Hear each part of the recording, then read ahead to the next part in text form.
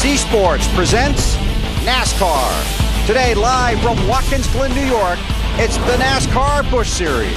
Beautiful day here in Watkins Glen. Let's take you trackside and join the pre-race ceremony. And now, ladies and gentlemen, the president and chaplain of Motor Racing Outreach, Billy Malden, with our invocation. Almighty God and Heavenly Father, we pause to give you thanks for this beautiful weather, for the opportunity we have to enjoy racing, and the many people who have worked hard to make this event possible. As always, we ask for your protection of our family and friends who guard our freedoms both at home and abroad. Bless us with safety today. I humbly submit this prayer in Christ's name. Amen. And now, ladies and gentlemen, New Holland presents Warner Brothers recording artist Michael Peterson to sing our national anthem. Oh, say, can you see by the dawn's early light what so proudly we hailed at the twilight's last gleaming, whose broad stripes and bright stars through the perilous fight o'er the ramparts we watched were so gallantly streaming, and the rockets' red glare, the bombs bursting in air, gave proof through the night that our flag was still there. Oh, say, does that star-spangled banner yet wave o'er the land of the free and the home of the brave?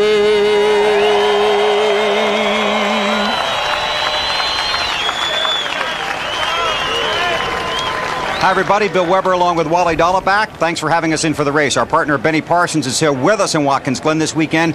Benny has a slight sore throat, so we locked him in his hotel room, put a guard on the door. He'll be watching with you today and back up here with us tomorrow for Sunday's NASCAR Nextel Cup Series race. And Wally, one big story this weekend at Watkins Glen, Kurt Busch. Yeah, Kurt Busch has smoked them in both the Busch and Cup qualifying. Got a lot of confidence coming to this race. These guys hit on something. They are very, very fast today. Now, there are a lot of names in this field that you will know, but if you don't follow road course racing, there are some that might surprise you, a lot of them at the front of the field today. I think this is probably a good day for one of those guys to maybe steal a victory here. You got Pruitt up there, you've got Ron Fellows, Boris Said, P.J. Jones. Now, Fellows had transmission problems, so he's got to go to the back.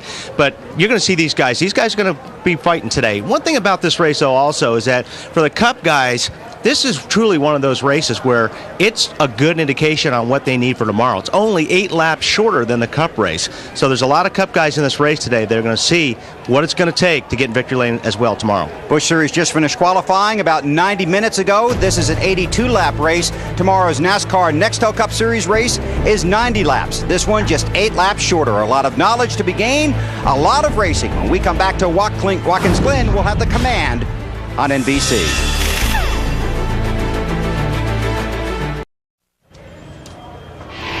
NASCAR Busch Series racing from Watkins Glen is brought to you by Harley-Davidson. It's time to ride.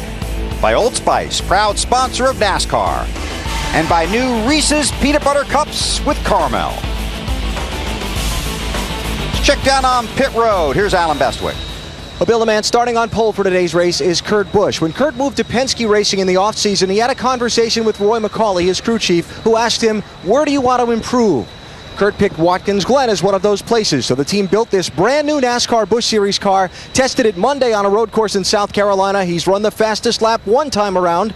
Can he do it for 82? Marty Snyder. And Alan, for the first time all season, both of the Penske teammates will be in a Busch Series race. Kurt Busch, as you mentioned, and Ryan Newman, his teammates. Ryan comes in here, the defending winner of this race. I asked Ryan, why run this Busch Series race at Watkins Glen? He said, you know, the length of the race is key. Wally and Bill both talked about that. Only a few laps shorter than the Cup Series race tomorrow. That will be critical in helping us plan our strategy, hoping to win tomorrow as well. Bill? Thank you, Marty. Sunny skies, Temperature in the mid-70s today here in Watkins Glen, New York, and more spectacular weather is forecast for tomorrow when the NASCAR Nextel Cup Series takes to the track here at the Glen. You can see the cars on pit road ready to roar to life. Let's take you back down trackside and get the command for today's race. And now, race fans, time for the most famous words in motorsports. Here once again, our Grand Marshal, Miss America 2006, Jennifer Berry. Gentlemen, start your engines!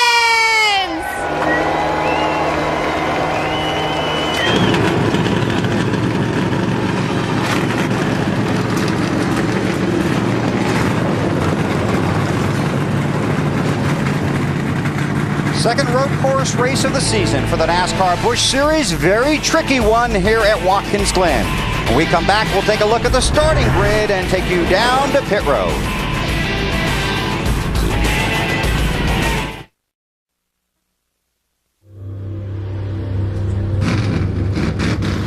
Feel the race like never before in 360 degrees of full surround sound. Get ready to hear the big picture, because the only way to experience the full impact of HD is with NBC Sports and Sony HD.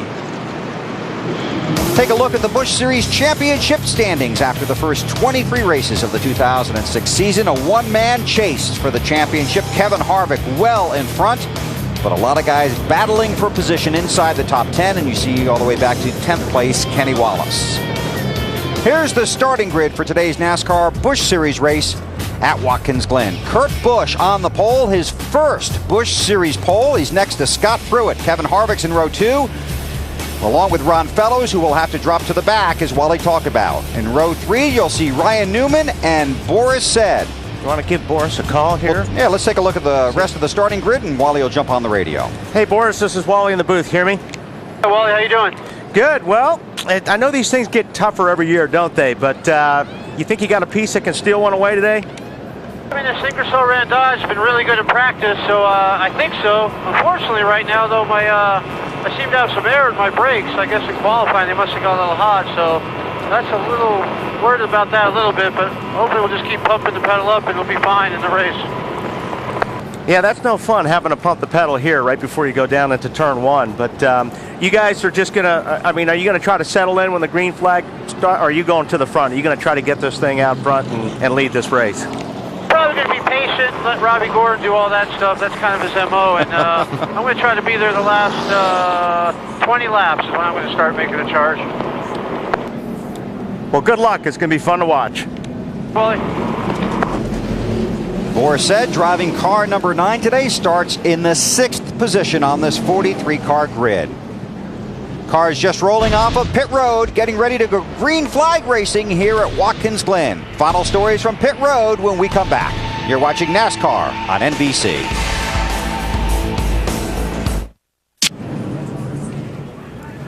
Field completing the first of 3 scheduled pace laps here at Watkins Glen. Plenty of time to get final stories from pit road, and here's Matt Yoakum. Bill, you've already heard some double dippers in today's field running both the Busch and Nextel Cup races this weekend. Some trying to hone their skills, others just out there to have fun. And for Kevin Harvick, he says it's a completely different animal. Not looking to really gain a lot of knowledge out of today's race, just looking for a good solid finish and pad his enormous 374-point lead. Now Harvick, no slouch on the road courses. In fact, 4 NASCAR Busch Series starts in the road courses, 4 top 5 finishes. Looking for that first victory, though, today, looking to put that check mark on his racing resume. Today, Burns. Matt, Ron Fellows is in the 33 car today. He's an internationally known road racer. He is very, very good, and he's very good here at the Watkins Glen Road Course. 3 wins in the Busch Series at this place. Now, they've already talked about a problem he had. It was a broken shifter, and he has to start at the back of this field. Once before, we've seen Ron come through the field here at Watkins Glen. In a NASCAR Craftsman Truck Series race, he had a similar issue, drove all the way to 3rd place by the end of the day. It should be very fun to watch. To Marty Snyder. Well, Dave, Jamie McMurray may not be internationally known as a road course racer, but he's been driving on these road courses ever since he was a little guy in go-karts. And Jamie told me this morning it was a bit of a surprise in qualifying. He went out there, the car was extremely loose after it had been tight all day yesterday in practice. And once I got We're that handful of a race car. I came in, told the guy, I said, once we pull the tape off, the car should be fine. He said, you know what, right now, we probably have a top 5 car, but strategy for us will be key today. If we can do that correctly, we should be able to take a top 5 car and maybe finish in the top 3, maybe even win with it. Alan?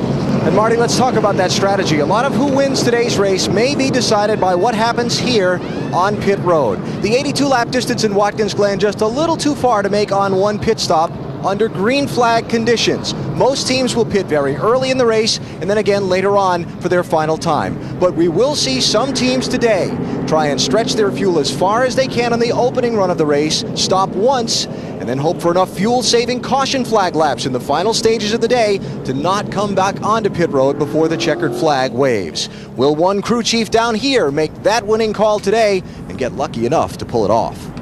Thanks, Alan. You guys have a great day down there. The field getting ready to go green flag racing here at Watkins Glen. When we come back to New York, we'll put the green in the air and send the guys flying into turn 1.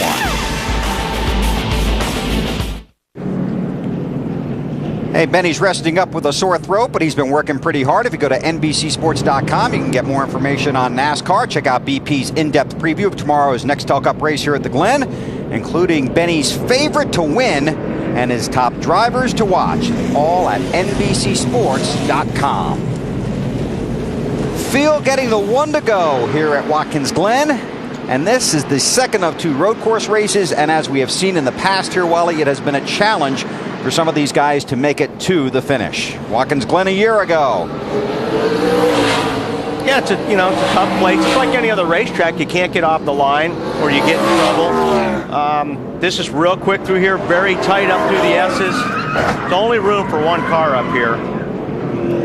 Your braking areas, there's a lot of trouble. Cars like to wheel hop going down as you hit the brakes, the rear starts bouncing. You'll run off straight or run into somebody. But it's a lot of fun. Oh, it's a blast. This place is just so much fun to drive. It's not a very hard road course to drive, but it's a lot of fun. This is a lot of fun. This is pretty hairy up through here. I mean, you're carrying a lot of speed. The car gets light right there about where the pace car is. Car drifts all the way to the right side, right up against the guardrail. You can actually feel a cushion of air in between you and the guardrail. And it's just a fun place to race. What if you're starting in the back? You know you have a lot of talent and a decent car, like, for instance, Ron Fellows today. Ron's just going to Ron is going to pass a lot of these guys in a hurry. There's no question he can get to the middle of the pack pretty quick. But then it's going to get tougher. I mean, the further you get up the field, the harder it's going to take, to pass some of these guys. In the meantime, the leaders are going to be gone. I mean, I'm sure we're going to see yellows, and that's going to help Ron a lot. The more yellows, the better for Ron, because he'll pick some cars up, then the yellow will come out, and it'll erase that gap in between him and the leader. So he's just got to be patient, but he's going to pass a lot of cars in a hurry. Always fun to watch. The road course ringers coming into NASCAR. Take a look at our race analysis, the pit window. As Alan talked about, 33 to 38 laps. Be tough to do this on one stop if it stayed green start to finish. That will not happen, and some of these guys will try and make it on one stop. It's truly a battle for track position as well as speed here at Watkins Glen. That's the inner loop or the bus stop. This is tricky too. This is a place where you can get your car out of shape. You hit that curb coming in just a little bit the wrong way. It jacks the car up. It gets it real sideways. In the meantime, you should be turning the car the other way, and you really got to backpedal here a little bit. You make a mistake like that, and the guy that you're chasing is going to get away, and the guy that's chasing you is going to be all over you.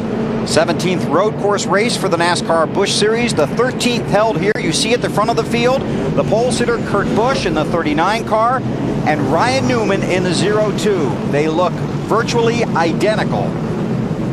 And they might be running bumper to bumper most of the day here.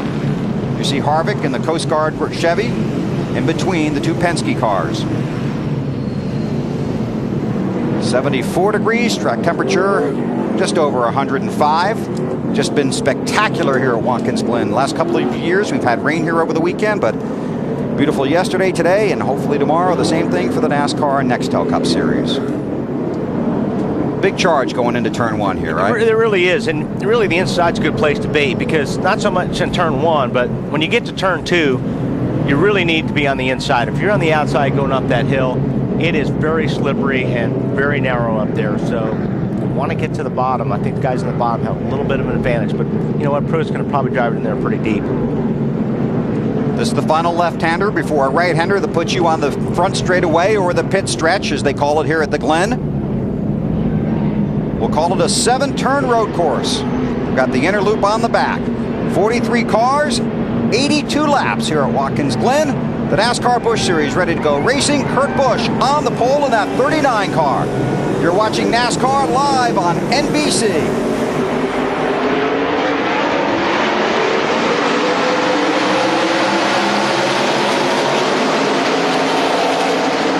Horace said did not get a good start. He had that trouble late stages of the race here a year ago in the Nextel Cup Series.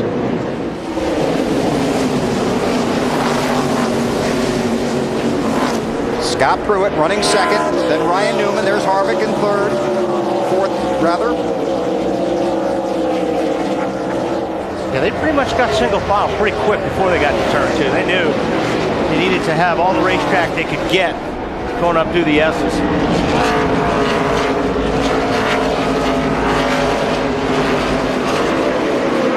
There's Boris in the 9. Like Newman wants to get around Pruitt bad. And this is a good spot up here. If you get close enough to the guy, you can pull it to the left and try to outbrake in this left-hander. But Newman wasn't quite close enough to try to pull that move. Now, if he stays close enough here, he'll try it down in turn 1. He's going to get right on Pruitt's bumper, get a good run off of here, which he does. In a good position now to try to outbrake Scott down in turn 1. Pruitt really tried to block him there through those last couple of turns. And that's what Newman's going to do. He's going to take the spot. So Ryan Newman is second behind Kurt Busch. The 2 Penske cars run up front. Robbie Gordon, that 7 car, he wants by this guy, Kevin Harvick. Hear him floating the throttle right through there. Grab high gear. Hard on the brakes into the inner loop, and I knew Robbie was going to do that. Robbie is really good about setting the guy up and passing him on places like the entrance of the inner loop. That's what Boris said he was going to do. Yeah. And that's where I think that the road racing guys, the guys that do this a lot, have the advantages under braking. They're just really, really good at diving in very, very deep, getting on the brakes, getting through the gears, and not getting that wheel hop in the car. And I think that's the biggest advantage they have on a road course. Alan? Bill, for people who might not have seen this race 1 year ago, Robbie Gordon was the show. He led a lot of the race, but got caught with the wrong pit strategy. Went all the way to the back of the field, came charging through the pack, restarted with 3 laps to go in the final laps of the race in 5th, and finished 2nd and closing to the eventual winner, Ryan Newman. That 7 car will be a big part of the show today. Big block there, Horace said, on Denny Hamlin. You saw McMurray right behind that battle, on board with Harvick. Martin Truex in the 88. Looks like he took a spot away from P.J. Jones. It's for 9th spot. And if you get up through the S's really good, though, that's where you can set a guy up here. The more speed you can carry exiting the S's, that really gets you in a position to set up a guy and outbrake him like Robbie did. More on the 88 from Marty. And indeed, that is Martin Truex Jr. in the 88 car. He's moved up a couple spots. He told me in qualifying the car was extremely loose, but he said it was fast on Friday. Probably a one-race deal in Martin for the 88 car, filling in for the man who was let go from this ride. And he said next week, probably Robbie Gordon will be in this car. Dale Earnhardt Jr. owns this car. He would like to put Shane Huffman in the car, one of his development drivers from now on, but he's not approved to run at Michigan, so probably Robbie Gordon driving the 88 car next week, Bill. Wow, that'll be something to watch in Michigan. Truex in the seat today. I better bring my resume down. Put your phone down, would you? Yeah.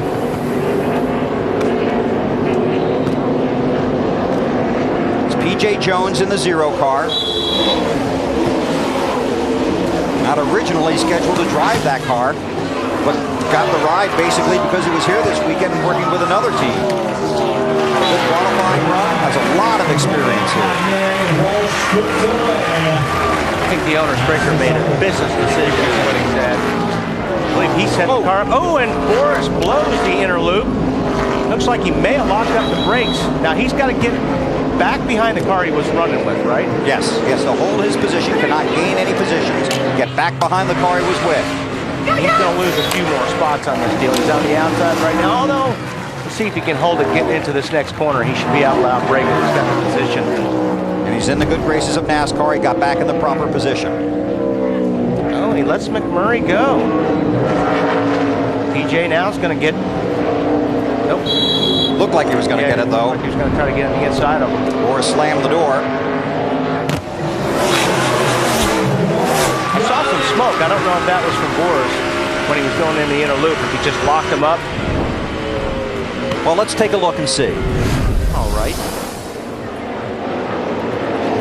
There you see him right behind the 21 car. Yeah, he just locks up the rears. Looks like he may even got a little bit of that wheel hop I was talking about. Let's listen. Yep. Yeah, looks like he had a little bit too much rear brake in that thing, maybe, Matt. Well, you remember at the start of the race on the pace laps, he was concerned about possible brake issues. Felt like he might have had air in the brake lines, and that's when he came on the radio, said, I've got brake issues again for the 9. Tough brake. Yeah, that really is, because that's where Boris is so strong, is under braking. That's where he makes up all his time, is going into the corner when he brakes. So that's going to be tough on him. Augie Vidovich making up his own course around here at Watkins Glen. Let's take a look at his off-course excursion. Well, they're running side by side up through there, which doesn't work. I said earlier, that's not the place you want to be side by side, but I'll tell you what, he did a heck of a job. Sure did. Not wrecking that car.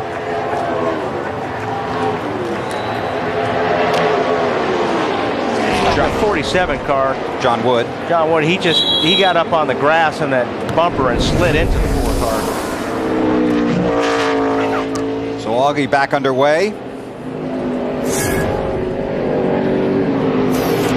See a lot of traffic around here at Watkins Glen, and there's just not enough room in a lot of places for 2 cars to go through side by side. That's the pit stretch to turn 1 and the right-hander.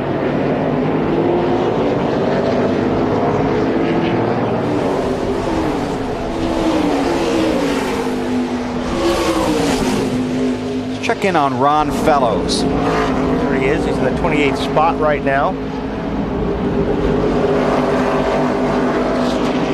Picking his way through. Right behind Kenny Wallace in the 22. There's Fellows. And as you predicted, he's picked up a number of positions in the early laps. Yeah, he's just got to be patient, pick him off. He's 22 seconds behind the leader, but the caution will probably come out, like I said. Dave, how's his car? And Wally, it's not bad, obviously driving it very well. At the end of lap 1, he was scored in 37th position, moved to 34th, and by lap 4 was 30th. So pretty easy back here on a par, just comparatively. As he gets toward the front, you guys talked about it earlier, it will get tougher. But right now, Ron just moving through the field. Bernie Lamar that hit pit lane.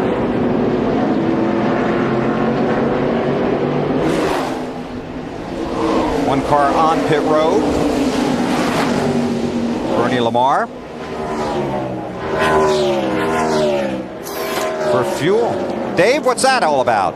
Fuel and loosening the car up very tight for Bernie at the start of this race. So they will be the first ones on and off pit road. Don't think they can make it from here. I don't think so either. And if they do, inspection will be fun to watch. Up front, Kurt Busch continues to lead Ryan Newman by 1.4 seconds here at Watkins Glen.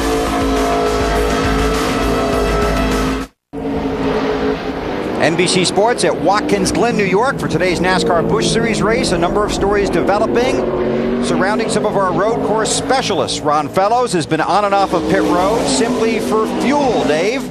And the only word so far from them is pit strategy. Now, they were running in the back of the pack, so they didn't have a lot to lose position-wise. Obviously, unless there's a whole lot of caution, they can't make it through to the end, but we'll catch up with Wally Rogers and see exactly what they're thinking. Alan?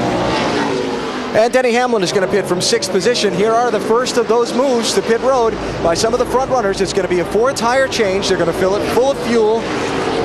They asked Denny what he needed for adjustments. He said we're good, so I don't look for any major adjustments here on the 20 car. Now, one thing these crews have to get used to at Watkins Glen, they're going the wrong way. Where normally they would start on the right side of the car as the far side of the car. This time it's the left. The fueling is done from the right side of the machine as well instead of the left. A little bit different routine for these pit crews once a year here on the Watkins Glen Road Course. You wouldn't know it. Nope. Do a good job. Worked really hard at it. P.J. Jones has been pushed to the garage.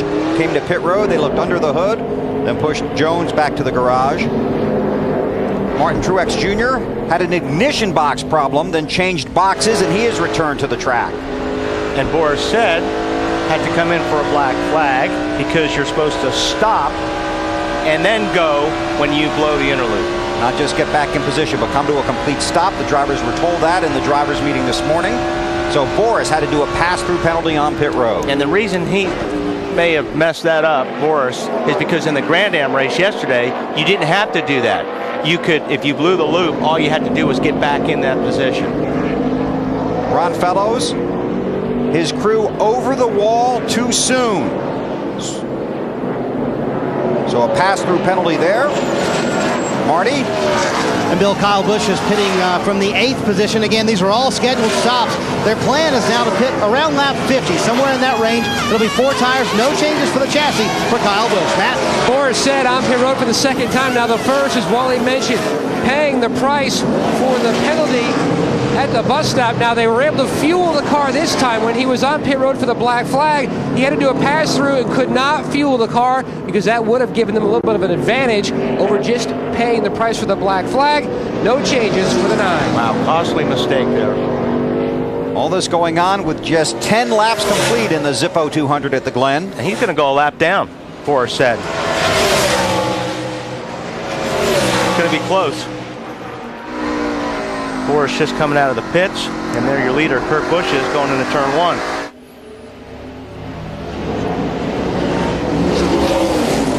Busch in the 39. His teammate Ryan Newman runs second. Robbie Gordon's on pit road. Alan? From 3rd position, Robbie Gordon is going to pit. A little bit of a debate on his radio between crew chief Greg Irwin and Robbie about the strategy because Ryan Newman and Kurt Busch have not stopped yet. Initially, they were just going to follow those 2 yellow cars, the Penske machines, and pit when they did. But finally, they decided this was the time for their strategy. You see the 4-tire change here for Robbie Gordon and his 7 team. You basically have to work this way backwards. Get your fuel as early as you can. So if the caution comes out, you don't lose all that track position. And it's still a luck thing. Mm-hmm. It's where those cautions come out, whether it benefits you or not, depending on where you stop. Dave? And P.J. Jones came here this weekend sort of on standby for a Nextel Cup ride, but you got the Busch ride and then unfortunately out early. What happened? Yeah, car handled really good. I mean, everything was great. I just appreciated Jeff Spraker putting me in and just, riding and everything was good. Just a little short on brakes, just kind of conserve, and engine broke. So nothing we could do, but he has a great road race car, and hopefully we drive it again. All right, PJ's out early, but at least he got to race today, Bill. Yep, not the picture he was hoping for, though. That is not the picture he was hoping for. You're right, Bill. Matt? Bill, championship road racer Scott Pruitt is in, waiting for the guys to come around to the right side of the car. Now, as they're fueling the car, they made an air pressure change before they put the rear tires on. They went up on the air pressure trying to prove the balance for Scott. He's away. A lot of these teams, huge difference in how far they can go on fuel, and that could play out big at the end of this race. Kurt Busch has been the man all weekend on the pole for this race, on the pole here tomorrow, and up front in the Busch Series Zippo 200 at the Glen. NASCAR Busch Series racing from Watkins Glen is brought to you by Team Chevy and the 2006 Monte Carlo SS. Now the legendary small block V8 and American Revolution. By Best Buy, thousands of possibilities, get yours. And by AmeriQuest Mortgage, proud sponsor of the American Dream. Kurt Busch continues to lead here at Watkins Glen. His teammate Ryan Newman runs second. Then it's Kevin Harvick, Jamie McMurray. One thing about it, these guys are starting to lap these guys too. They've all come in and pitted, and they've lost all that track position. losing a lot of time. And Clint Boyer lost some track Yeah, position. he lost a little time too. He came down into one, he smoked it in. It looked like too hard. Got a little bit sideways, stood on the gas, and then I don't know what else to say. Dave?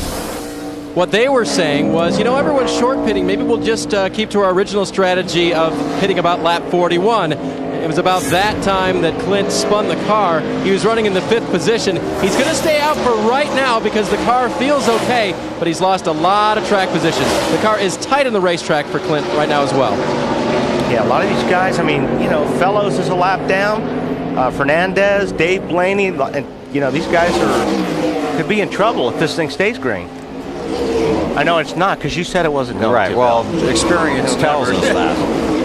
And anytime you make a mistake here, Wally, you give up tremendous amount of real estate. Yeah, especially if your mistake is big enough to where you're pointing in the wrong direction. And but even the small mistakes, you don't hit the apex of the turn, or you don't get through a corner as well as you should. You look how close everybody runs, and if you just blow one corner, you've got the guy. It's just like anywhere else. You've got the guy all over your tail. You just slip one spot, and that guy's going to take advantage of your mistake. And this is one of those racetracks. That's what you're trying to do. You're trying to force a mistake. You're trying to force an issue, especially when you got a good car that you're racing with hard. That's Kenny Wallace in the 22. He just fell off the lead lap. He's between the two Penske cars, Busch and Newman. Jamie McMurray now heading down pit road. Marty, coming to you. And Billy made his way from 9th to 4th here in the early going. In lap 16, he comes to pit road. They were a little concerned about the water temperature that at one point had gotten up to 250. So they're going to make sure that they get the grill clean on the 64 car. He said he was loose in the right-hand turn. You see them cleaning the front grill, also pulling off one piece of tape. So what they did to fix that loose condition in the right-hand turns, a pound out of both rear tires, hoping to make the car just a little bit tighter off the corner. One more shot at that front grill, trying to get it clean one last time. Thanks, Marty. McMurray heads back out. Drivers are really busy at the road course. They really are. You do a lot of fancy footwork here. You're turning the car left to right. You're up shifting. You're down shifting. And here comes our leader. Kurt Busch heading for pit road. 16 laps complete. He's got a long way to go down the pit stretch here at Watkins Glen. His teammate Ryan Newman stayed out. 17 laps complete. So hard coming off the racetrack and coming down pit lane like this. You just feels like you're going backwards. So slow. Allen heading your way. And boy, the last thing you want in a race like this is a speeding penalty where you have to come back in, right? That'll lose you all your track position that you've messed with all this strategy to try and gain. A 4-tire change for Kurt Busch. No changes on the car. Obviously fairly happy with the handling. He was pacing this field quite nicely. A lot of brake dust on that yellow rim on the right front tire. But Kurt Busch the leader in. Dave? Carl Edwards in his second Busch Series start here at Watkins Glen. The car did not want to turn on all the right-hand turns. That's most of this racetrack. So they're going to make a chassis adjustment, big chassis adjustment in the back. They will change 4 tires and fill it full of fuel.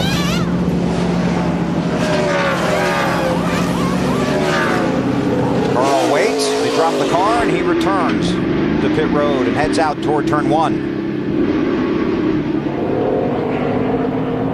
It's all about your strategy and how you decide to play it out here at these road course races, despite the fact you still have to have a fast car.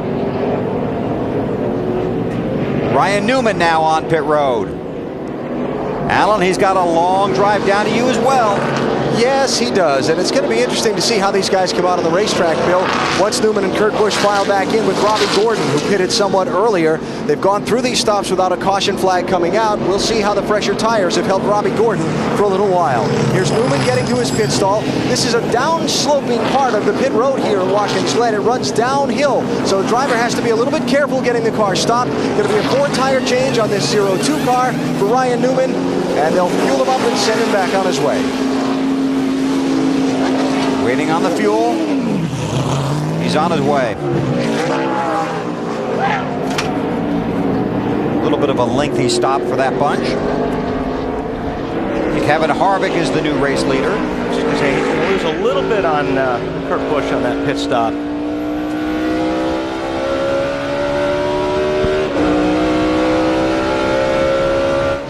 '41 car on pit road, Marty. It has been a learning experience this weekend for Reed Sorensen. Bill, you radioed the crew earlier and said, I don't feel like I have enough front brake, so he dialed in a little bit more of that. You see him hitting his pit road. He said, the car's just really loose and tight all over the racetrack, so they make several changes here, air pressure adjustments all, and a quick stop for these guys. 11.2 seconds for the 41 car, Bill. Thanks, Marty.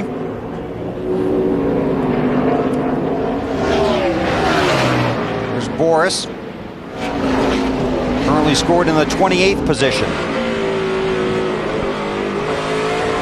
Right to the bus stop. Oh. He's driving pretty hard right now. Different strategy probably in Boris's helmet right now.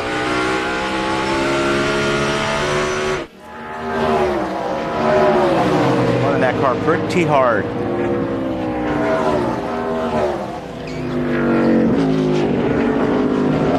Marty? Hey guys, I'll tell you what, keep this in mind. At the end of this run, Greg Biffle was by far one of the fastest cars, consistently half a second faster than even those Penske cars. 4 tires, no changes to the 66 car. He locked up the brakes early in this very first run. Thought he might have flat spotted a tire, but felt it out for the run, and everything was obviously fine. And this is a long stop. It's going to kill their track position. Looked like he had a little problem with that jack there, Marty, on the left side. Looked like he couldn't get the left rear off. Have to be perfect on the track and perfect on pit road if you want to win at the Glen. Kevin Harvick is the race leader by 11 seconds. Has won Busch Series championship. He's trying to lock up another one in 2006. Have a need for speed? Win big in the Zantac Need for Speed Instant Win Game. Win a 2007 Ford Mustang, a trip for 2 to Talladega Superspeedway, and meet AmeriQuest racing driver Greg Biffle. The Zantac Need for Speed Instant Win Game. Look for specially marked packages and get details. Kevin Harvick, the race leader, with 22 laps complete of 82 here at Watkins Glen for the NASCAR Busch Series. He's got a 17-second lead over Clint Boyer. Kurt Busch runs back in the 5th spot, Ryan Newman in 6th. Now let's go on board with Carl Edwards. There he is in the 60 car, and Wally got out his screwdriver and his toys today and snuck this camera in there. Yeah, this is what we talked about, a left foot breaker. He uses his left foot to brake. Now watch as he goes down here. He's probably going to pump the brake pedal a little bit to make sure it's there. See how he taps it? What that is doing is you're just making sure that pedal is firm. When you go down there, it doesn't go to the floor. It's just kind of a little safety chicken thing. I don't know, whatever you want to say. We all do it, but it builds up your confidence. It builds up your confidence when you're trying to slow these cars down. But you hear him floating the throttle, and when he gets on the straightaway, just as he gets closer to the corner, you'll see him tap that brake pedal a little bit, make sure the thing is nice and hard and solid, because you get on the brakes pretty hard here. And the clutch pedal's just there for decoration. The clutch pedal, you could hang some decorations on it, maybe put a picture. You don't use the clutch really except for when you're in pit lane, when you're leaving the pits. They've got these gear boxes so good now to where you just kind of blip the throttle and pull the thing back in gear, whether you're upshifting or downshifting. Wow, he's on the rev limiter there. You hear the engine cutting out. That was the rev limiter. Carl runs in 21st. Dave, you got some more? Guess where he started, Bill? 21st. 21st, yes, yeah, sir. So not a real good day for Carl right now. I talked to him right before the race started, and he wasn't real happy with this car. Right before this pit stop, he described it as terrible. It hasn't been a good road course weekend for Carl. His Cup car isn't running that well for him either. So he is soldiering on, as they say, and with the fancy footwork and all. And hasn't been a good day for Jason Leffler either. He has been hit with 2 pit road speeding penalties. This fall, Matthew Perry and Bradley Whitford star in the new series from West Wing creator Aaron Sorkin, co-starring Amanda Peet, and Steven Weber, Studio 60 on the Sunset Strip. Mondays this fall on NBC.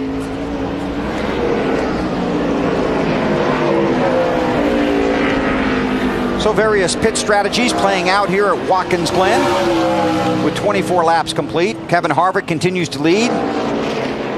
Goes through the bus stop, Coast Guard Chevy. Just a huge lead in the championship standings for Harvick. Just had a sensational year, both in the Busch Series and in Cup.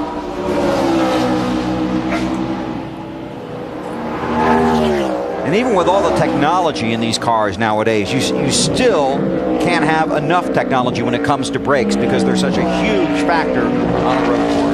They really are. I mean, it's important to keep them cool. It's important not to abuse them, but you got to use them hard because that's how you pass guys. So, you know, the guys that are building these brakes and calipers, I mean, it's very, very important that you get these cars stopped, and it's just a little bit. All you need, I mean, if you can go 3 feet deeper than the guy you're racing, that's all it takes to make the pass. So it is. A lot of it is about brakes and keeping them under you. Kevin Harvick has the race in his lap right now. 25 laps complete. He leads Clint Bowyer by 16 seconds at the Glen.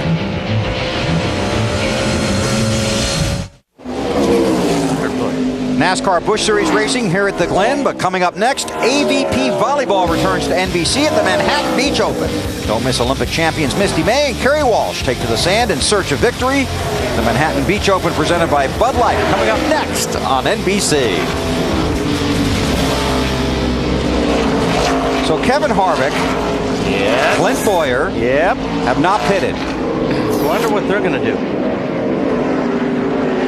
You're the road course racing expert. You got to be trying to go for one pit stop.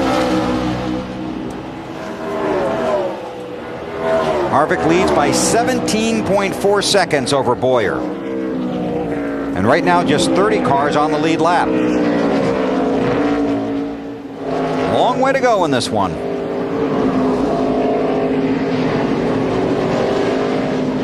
See if we can find our pole sitter. Kurt Busch, there he is. Currently runs third. He's 21 seconds behind Harvick. But he knows those guys have to stop. Right, he's already been on and off of pit road. That's a very good shot. Kurt's visor. In the third gear there. Like he holds third gear. Probably bring it down to second.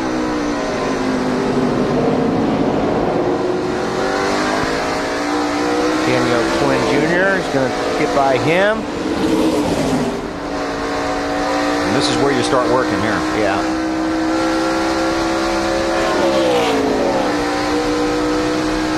Looks a lot easier than it is. I was just thinking you cannot convey how fast it is. No, I know. Now to the bus stop. Right, left, right. There's the right, left. And back to the right. That's a tough deal in one of these heavy cars right there, because if you get a little out of shape, you get way behind on your steering coming out of there.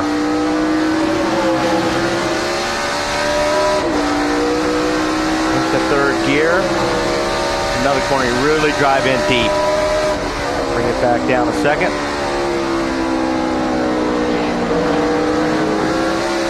That's a fun corner. And this is an important corner too because it sets you up for the front stretch. Right, this is the corner that you'll set somebody up, hopefully, to try to outbrake him getting down into turn one.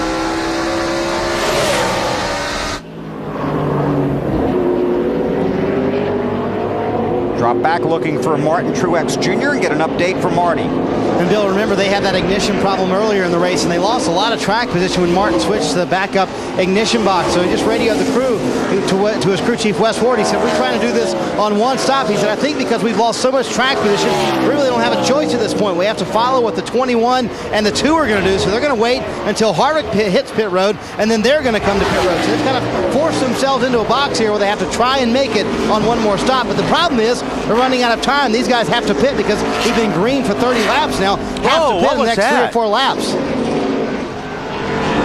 Wow. Ryan Newman.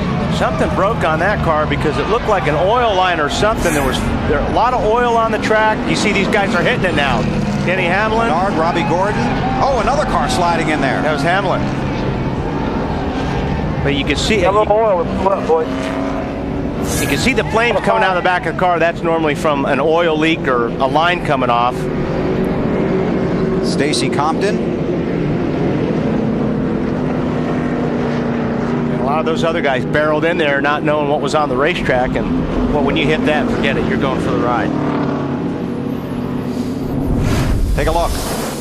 Just watch in the background, you'll see the O2 come flaming by. Wow.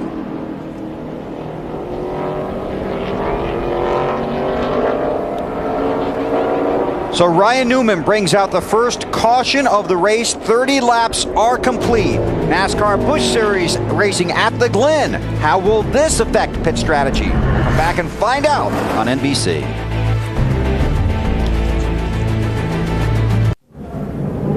On board with Denny Hamlin here at Watkins Glen. Watch, you'll come down there and just watch on the racetrack. You'll start to see oil. That shiny stuff right there, that's oil. You get in it, you're there for the ride. The only thing that's going to stop him is Ryan Newman.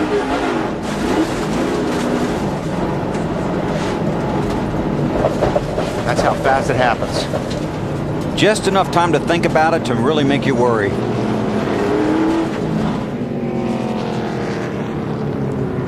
So Kevin Harvick, Clint Bowyer both stay out, but behind them a number of cars heading for pit road.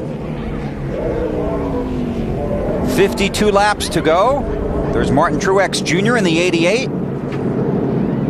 He's headed for Snyder.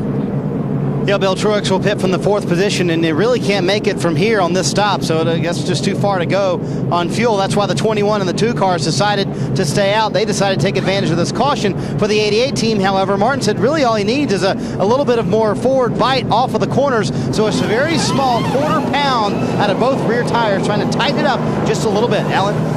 Well, Denny Hamlin came into this race 3rd in the NASCAR Busch Series Championship standings. Right side damage on this car from where you saw him go off into the gravel trap and bounce off of Ryan Newman's disabled car. They're going to put 4 tires on this car. It's kind of dusty, but I don't think they'll take the time to wash it here. A little bit of sheet metal damage to repair. Matt?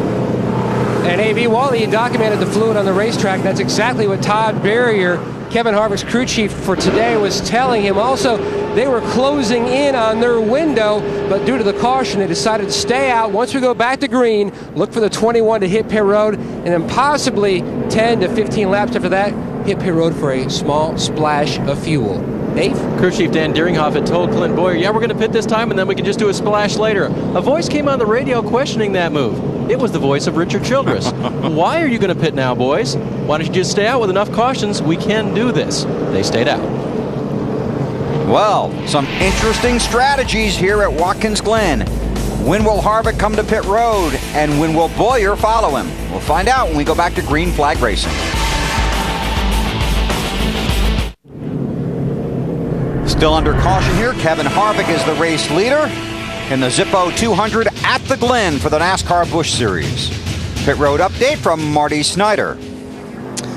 And guys, Kyle Busch, I'll get the Busch brother right, had a fast car earlier today, but they came down pit road with a problem. It's a broken front sway bar arm, just like happened to Jeff Gordon last week. They thought the pin had come out, and we're going to get a final diagnosis of what it is. They think they have it fixed. Chad Walter, the crew chief, discussing with the crew to make sure that they have everything repaired on the 5 car. But again, the same problem that happened to Jeff Gordon last week at Indianapolis. They've dismounted or unassembled the entire front sway bar assembly. They have the bar here, the arms here as well, trying to figure out exactly what happened on the 5 car.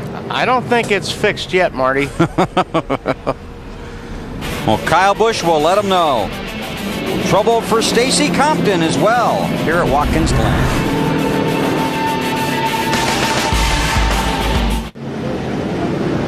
NBC Sports live in Watkins Glen, New York for NASCAR Busch Series Racing.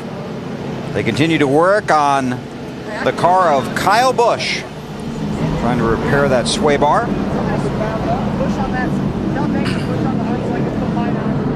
Oh, my Lord. Oh. What is this? Oh. Ah! Oh, my God!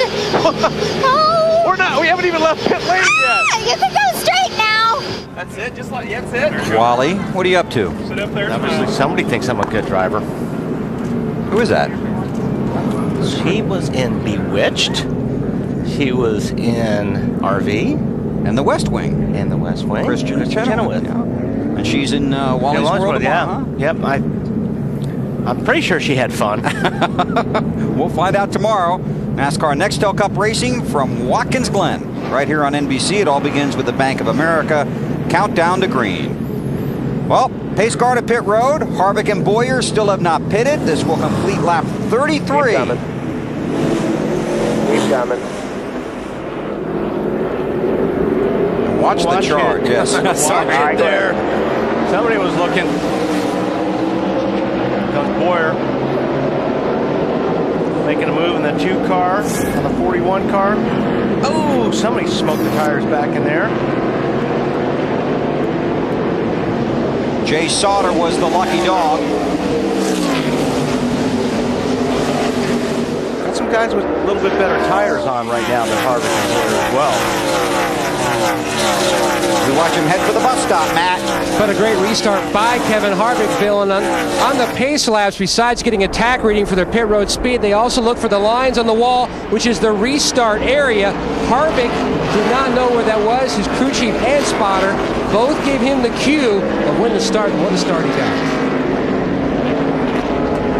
So Harvick leads, and Kyle Busch continues to sit on pit road while the crew tries to make repairs to his car.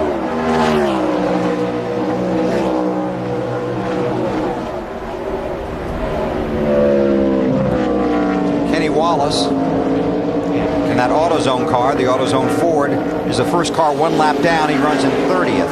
Whoa. Kurt Busch trying to get under Regan Smith there in the 25 car. And he really does want to get by these guys right now because he thinks he's got better tires than the leader. He doesn't want to lose a lot of time with these guys that are lapped down.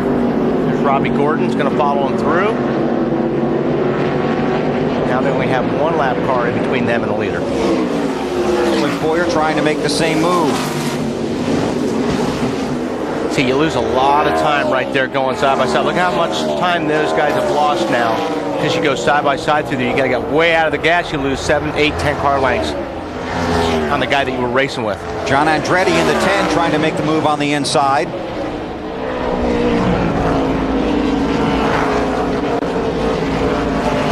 Scott Pruitt in the 1. And Jamie McMurray. There's Andretti. John's on the 5th spot right now.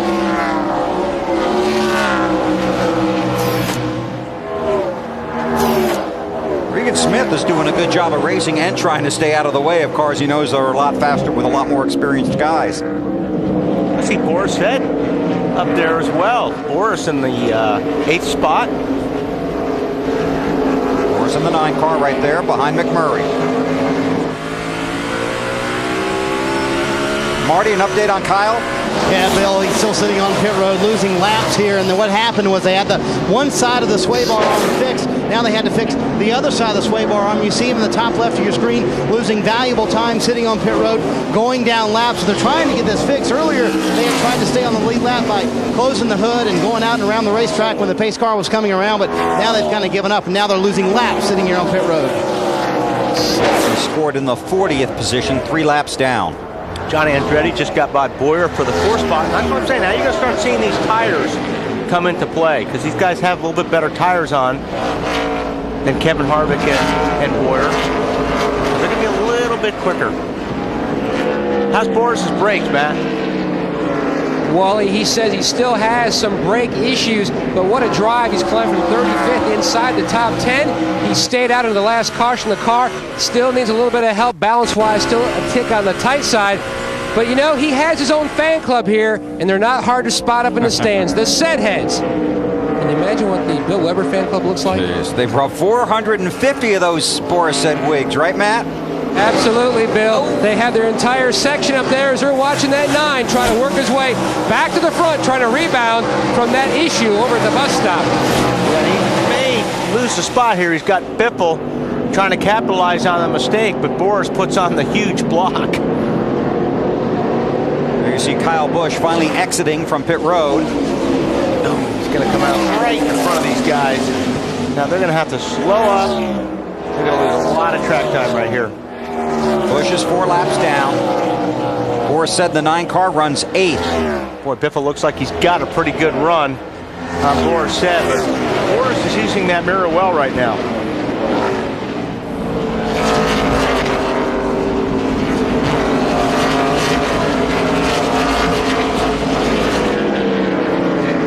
And up front, Kurt Busch has caught Kevin Harvick. Yeah, this was just a matter of time, really. Look at left. Still there. Clear behind him. Middle leader, 39. Come on. So our pole sitter, Kurt Busch, recaptures the lead. Harvick runs second, has still not pitted.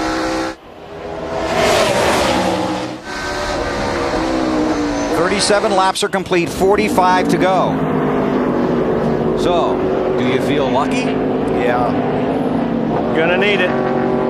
Andretti in the 4th spot.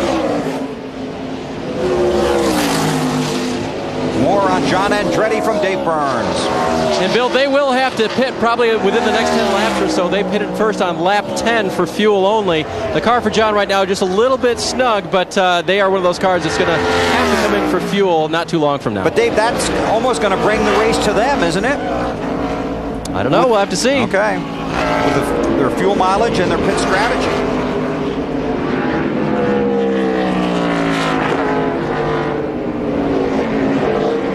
The thinking being now, as we look at race leader Kurt Busch, as soon as you get in your fuel window, you're coming. Exactly.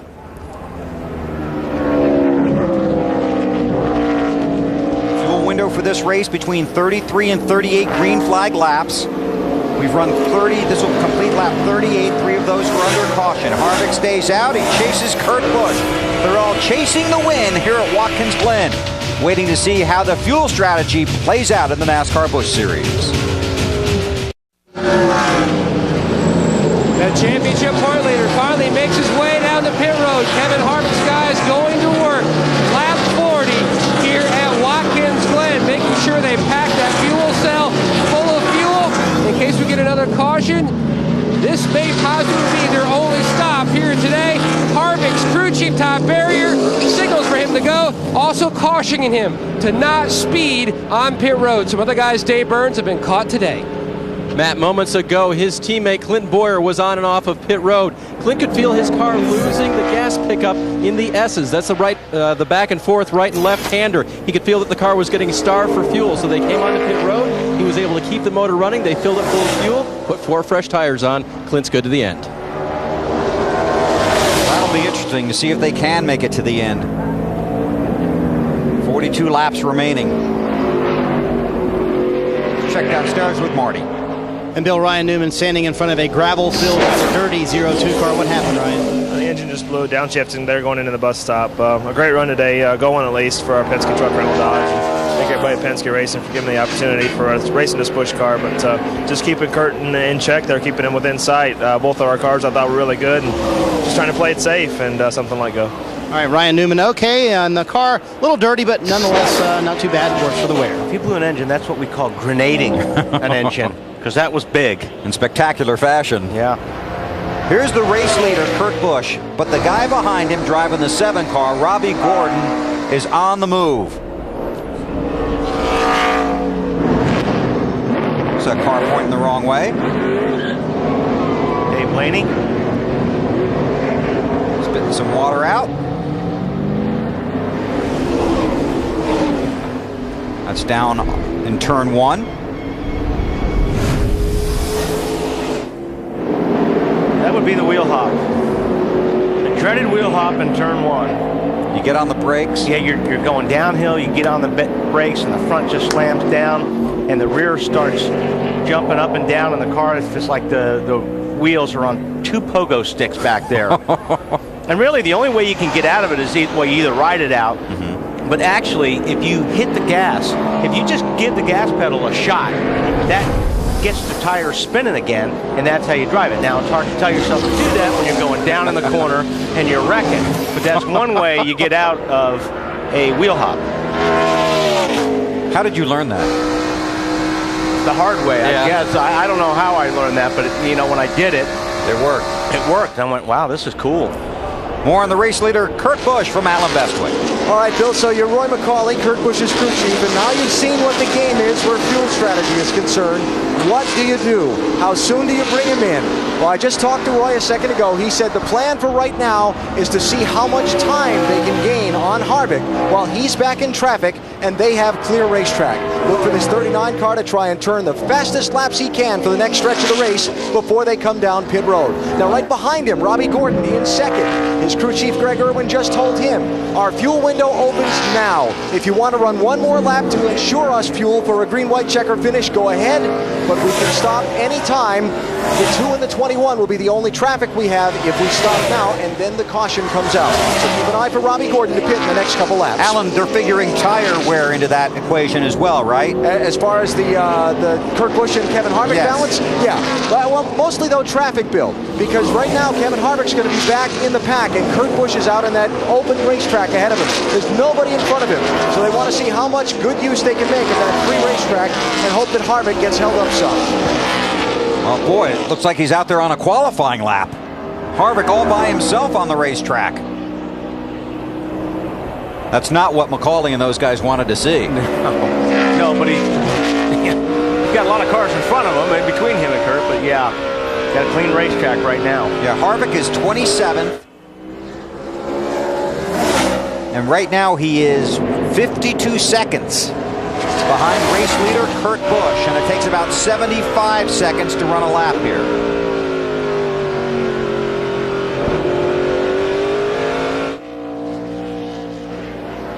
There's Kurt.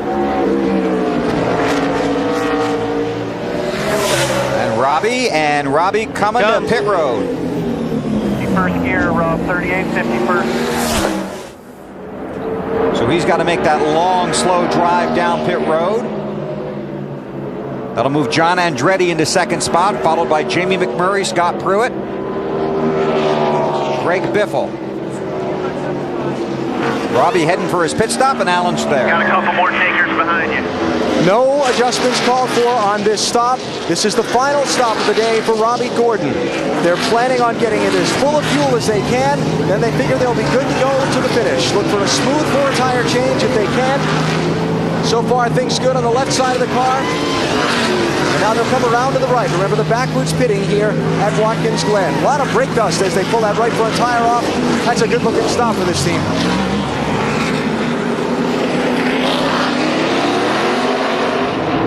That 79 car of Butch Leitzinger just in front of Robbie had to do a pass-through penalty for non-compliant fueling. Usually that means the catch can man wasn't in the proper position. But it could have been a variety of things, and that'll knock Butch back to 32nd, one lap down. Kurt Busch started from the pole, has led 24 of the 45 laps so far today. He's also on the pole for tomorrow's NASCAR Nextel Cup Series race here at the Glen. Has had nothing but praise for his crew and his equipment in both divisions throughout the weekend here. John Andretti runs second. McMurray wants that position, and Scott Pruitt, the veteran road racer, in fourth.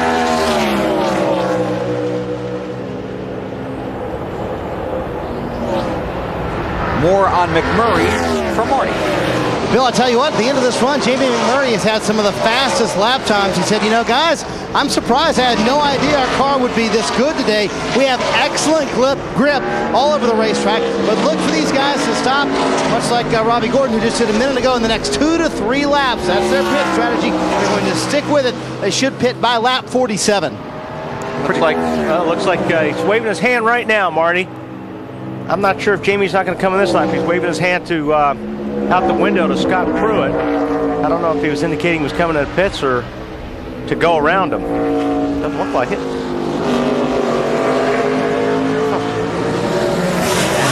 Maybe he was telling him John was coming in the pits. Pruitt's going to try and win that battle to turn one. McMurray looks like he's going to hold him off.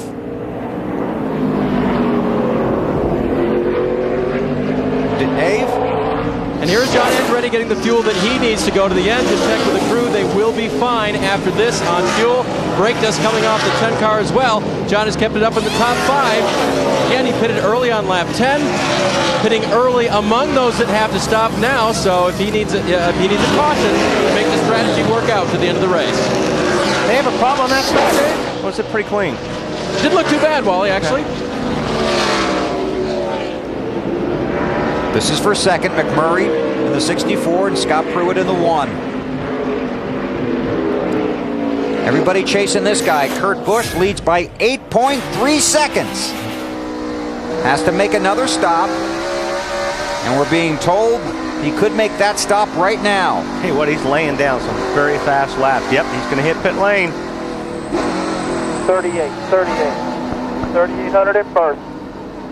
Slows down at the timing line. All the way down here. 38. And he has the very last pit stall. The water's going to come in from the right side window. Water's going to come in from the right side window. All the way at the exit of pit road. 38. All right, Roy. Coming to you, Alan. Get the water ready. Come on down. I got you. Come on. And that water is just a reference that Kurt asked for a bottle of water on his next pit stop, telling him they're going to hand it to him in through the passenger side window. There it goes right now. A 4-tire change. The big moment here is when Kurt leaves pit road to see how he comes out onto the racetrack versus Kevin Harvick and Robbie Gordon. When Robbie Gordon left, trouble onto the right front. Long stop for Kurt Busch. Critical long stop as they had problems, on the left front. So this is going to be huge to see how far behind Robbie Gordon and Kevin Harvick Kurt Busch comes out instead of ahead of them. Robbie Gordon just went past. Yeah, it's going to be about, well, it's about 7 seconds from where he was, so going to lose a couple of spots. So we talked about how the drivers have to be flawless, and so do the pit crews. You all you can, buddy. We messed you up. Keep taking it. Now a more determined driver trying to make up for his crew.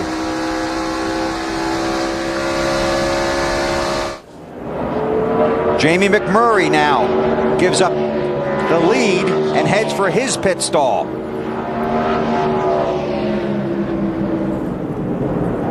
Marty?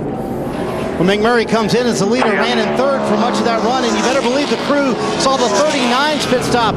And Brian Fraser, the crew chief, told the guys, listen, the 39 was a little slow in their stop. If we're perfect, we can gain a little bit of track position. He said the car at the very end of the run was just a little bit tight, half-pound of the left rear tire, and the stop continuing for the 64, but very slow and methodical here. Matt? Marty, one of those contenders on pit road, the 1 car, Scott Pruitt. Now the air pressure change they made in the previous stop only made the race car tighter. So they tried backing up on that. He should be good to go as well. And Denny Hamlin came in. Remember, he had the problems earlier where he was caught in that accident when Ryan Newman lost the engine. Well, the 20 team has had a couple of issues the last couple of weeks, losing track position due to the strategy just working out wrong for them. Hamlin came on the radio and said to his crew chief, Dave Rogers, I'll challenge you. See how you can fix this one through strategy after they had the extra stop earlier. Greg Biffle is the race leader. He's also headed down pit road toward his pit stall. There's Biffle in the 66 machine. Headed for you, Marty. Yeah, Bill, remember the last run, Biffle was so fast at the end of the run. On this run, he wasn't quite as fast as he was on the last run. He said the car at the beginning was just crazy loose. That was the quote. Pound out of the rear tires, trying to get a little more forward bite, and a pound into the around in the left rear of wedge, just trying to get that car to tighten up a little bit too much. They felt like they lost all their track position at the very beginning of that run, and they can't afford to have that happen again. So it'll be 4 tires for the 66 car. They're hoping the strategy plays out for him, and if it does, and he's fast at the end of the run again, it could work out for him pretty well. And a nice stop for the 66 Sponge. Right now, Robbie Gordon is in 5th, about 3 seconds ahead of Kurt Busch. And Kevin Harvick runs in 12th. Michelle Jourdain is scored as the race leader as we cycle through green flag pit stops here at Watkins Glen. But the race is back around the 5th and 6th position. We'll update you when we come back to the Glen.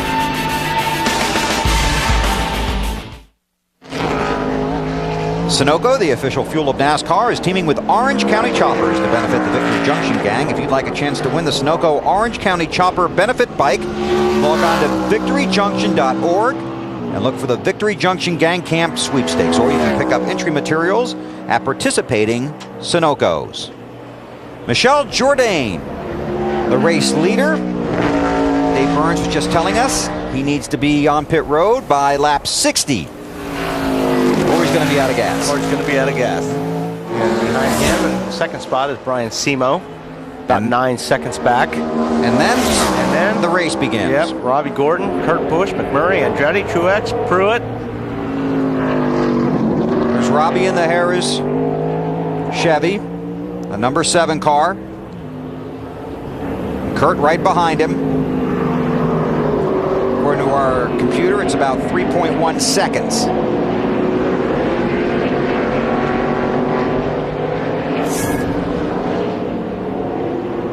It'll be kind of fun to see how this plays out.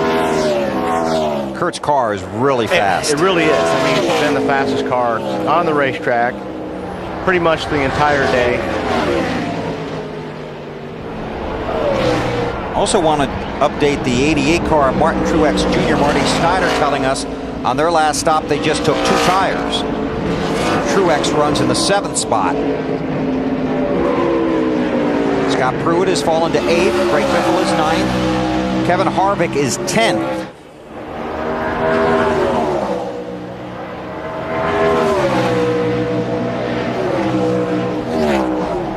That is forward position right there, the second spot. Gordon takes it from Simo. A hand wave out the window, a thank you from Robbie.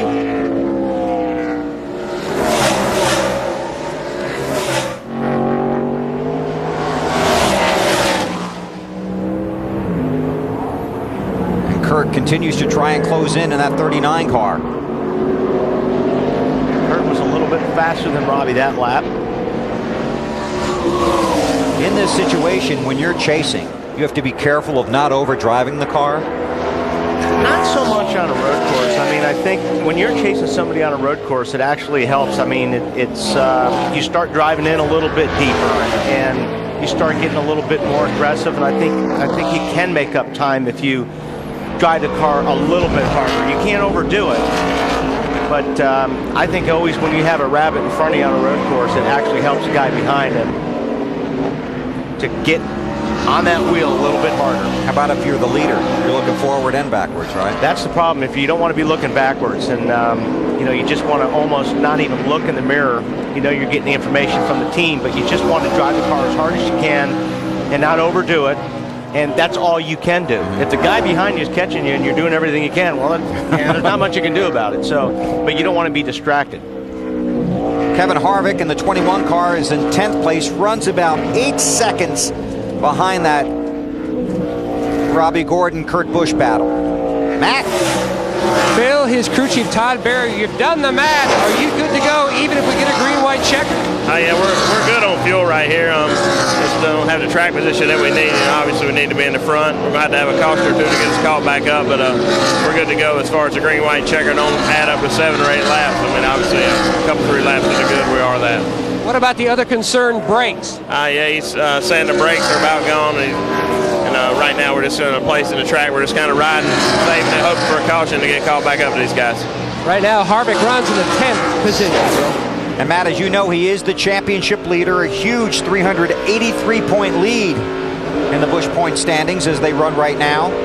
So he'll protect that position and do as much as he can with that car if the brakes are indeed failing. That's one thing when you lose the brakes, that's when you get into that wheel hop situation, because you're using if your brakes aren't as good, you're pumping them and they're not stopping the car as good, you'll use the gearbox and the engine to slow you down more. And that's where you start getting in trouble and getting that wheel hop. Jourdain is the race leader, but he has to get to pit road. That will hand the lead to Robbie Gordon on the road course at Watkins Glen, trying to go back to victory lane at the Glen.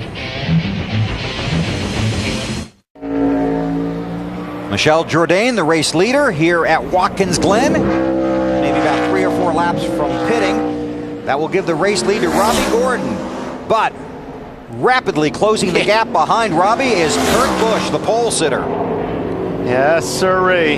He shaved about 2 seconds off in the last 6 laps or so, and there you see it. Now you can measure it in car lengths. Robbie the race leader, there's Kurt.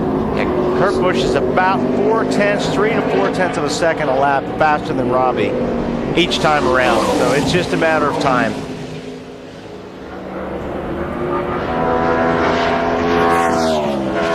We have Mr. Biffle. Oh, and Pruitt in the tires. This is in turn 1. And the caution flag is out. Just our second of the day, and this is what Kevin Harvick really wanted. Dumped him. That was radio communication. Said the 66 dumped him. Another term for being wrecked. I don't know if he dumped him. I mean, Greg Biffle was going down there, tried to outbrake him. Kind of slid over into Scott. It wasn't Scott's fault, for sure. 8 tires weren't better than 4 there. Yeah, he paid for it. So the second caution of the day is out here at Watkins Glen.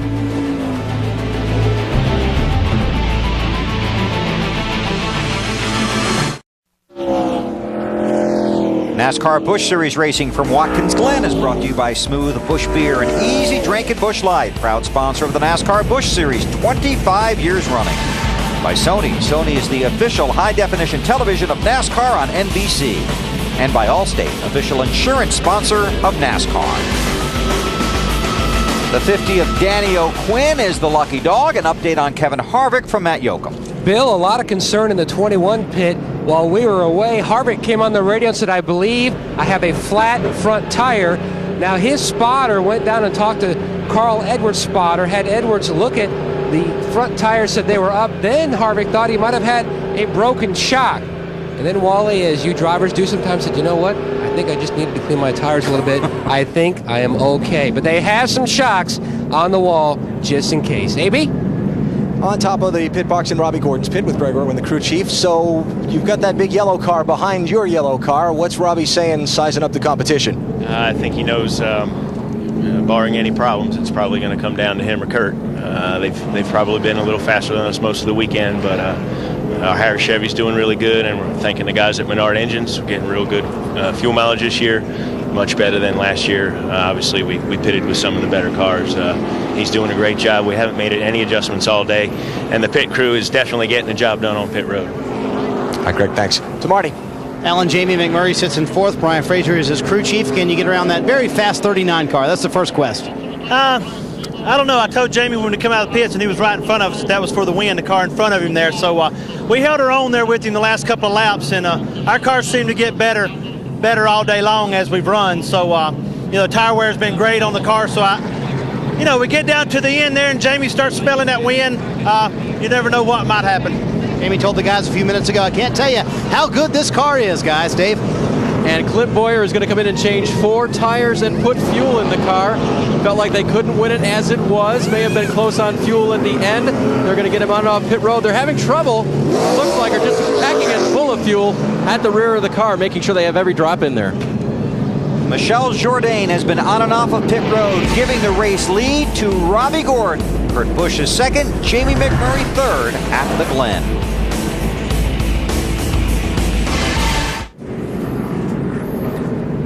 Let's watch right there. You see Pruitt and Biffle coming down the corner. And it actually does look like that Pruitt kind of turned down over on top of Biffle right there. And Biffle did everything he could to stay off of Pruitt.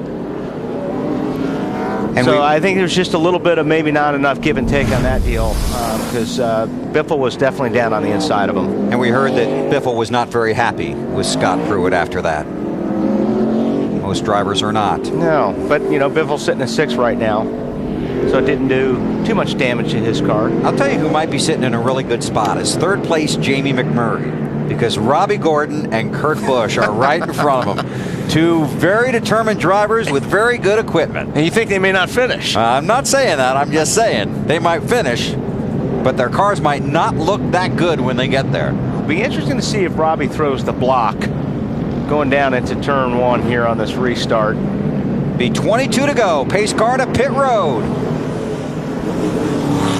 I believe his car will get wide. Ready. Waiting for the green. Robbie the race leader, Kurt Busch 2nd. McMurray, Andretti, and Truex Jr. Robbie got a pretty good restart. And yeah, it's going to get a little wide. Wow. Biffle goes down on the inside of John Andretti and makes it stick. Boy, he sure did. Good move. This isn't over. No. Top 3 try to break away.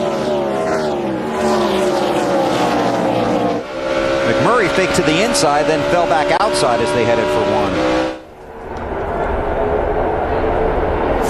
Caution is out for debris. The field is frozen at this point.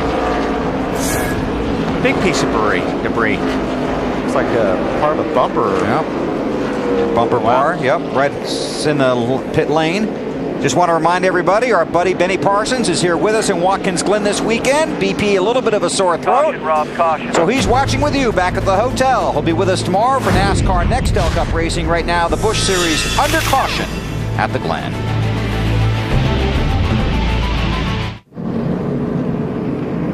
Tomorrow night at 8 Eastern, 5 Pacific, Sunday Night Football continues on NBC. Al Michaels and John Madden with the call.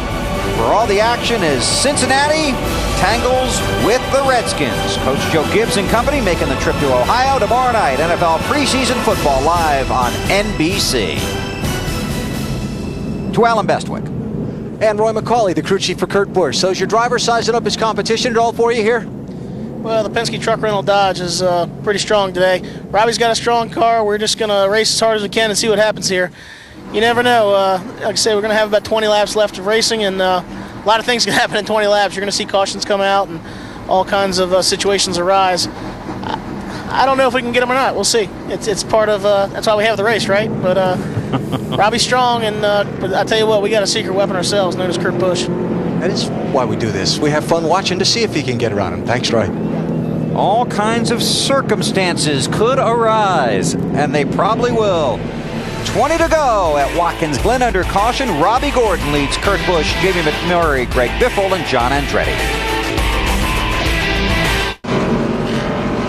Field getting ready to take the green. We check in with Dave Burns. And going to run up here with Rick Gay real quick, talking with NASCAR officials just a little bit here, trying to figure out if that's a friendly conversation, or are you trying to get some rules changed to help your driver? Are you okay? No, we're okay. Just checking. Yeah, no rules changes for us. We're doing pretty good here today.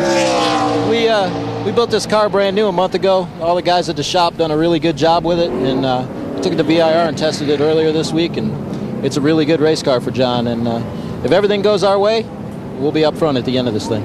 So far, it has. Car is good. Strategy has worked out for the 10 crew. Bill? Wally, here's the last restart. Yeah, what you have to do here, if you're trying to protect your position, you want to run the car to the inside. In Robbie Gordon's case, or you want to run down the inside, protect it. And you see Biffle all the way to the left. He's going to take 2 cars right here because he's going to dive down the inside, and he's got the preferred line right there, especially when you're getting into turn 2. So on these restarts, everybody's going to be looking to turn that steering wheel to the right. The guy on the inside is carrying more speed down in there? Yeah, because what he's trying to do is outbrake the guy. So he is carrying a lot of speed. You just have to make it through the corner without trying to knock the guy you're passing, into the dirt. Because you'd never do that. No comment. Robbie Gordon, the race leader. You're ready to take the green. Be 19 to go in the Zippo 200 at the Glen. Watch him fan out on the front stretch and dive into one. Hang on tight, everybody. Here we go. Ooh, 39's got a good run, but there's the big block. You got to try to get out on the outside. This is going to be good. Oh, he gets up on the curve, both of them. Robbie may have run him up on that curve a little bit. McMurray takes second spot. Almost takes the lead. Almost got them both. Yeah. McMurray to second with 19 to go.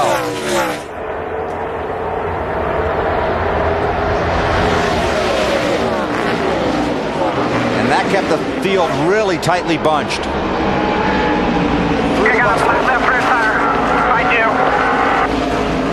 I think McMurray's going to... who that is talking about a flat left rear, but... Flat left rear.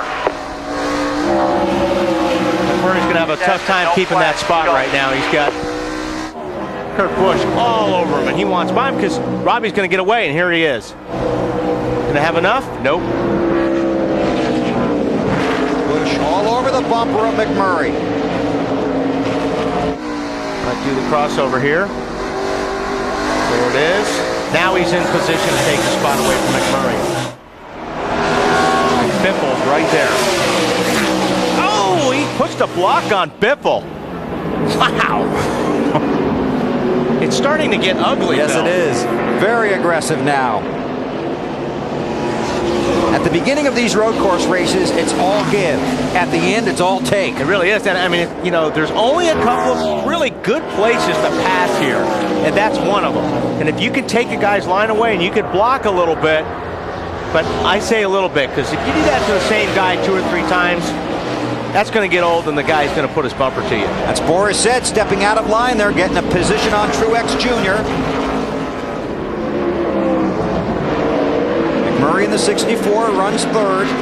Then it's Biffle, Andretti.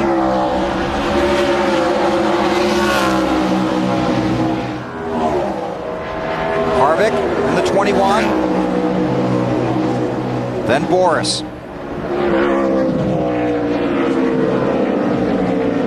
All single file through here. Now the right-hander back onto the front stretch, and see who dives into one this time on the inside. You're thinking about this move the whole lap, aren't you? Absolutely. You're thinking about setting the guy up, trying to get as close to his bumper as you could out of that last corner so you can get underneath him going into turn 1.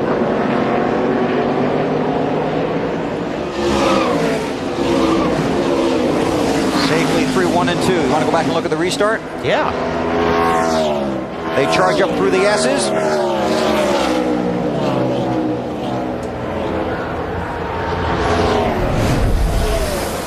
We're on board. Okay, we're on board. Kurt Busch here. Big block. Busch goes to the outside. And I think Robbie just pushes way up the racetrack. Then he actually turns into Kurt Busch a little bit. So he pushed a little and then he turned a little.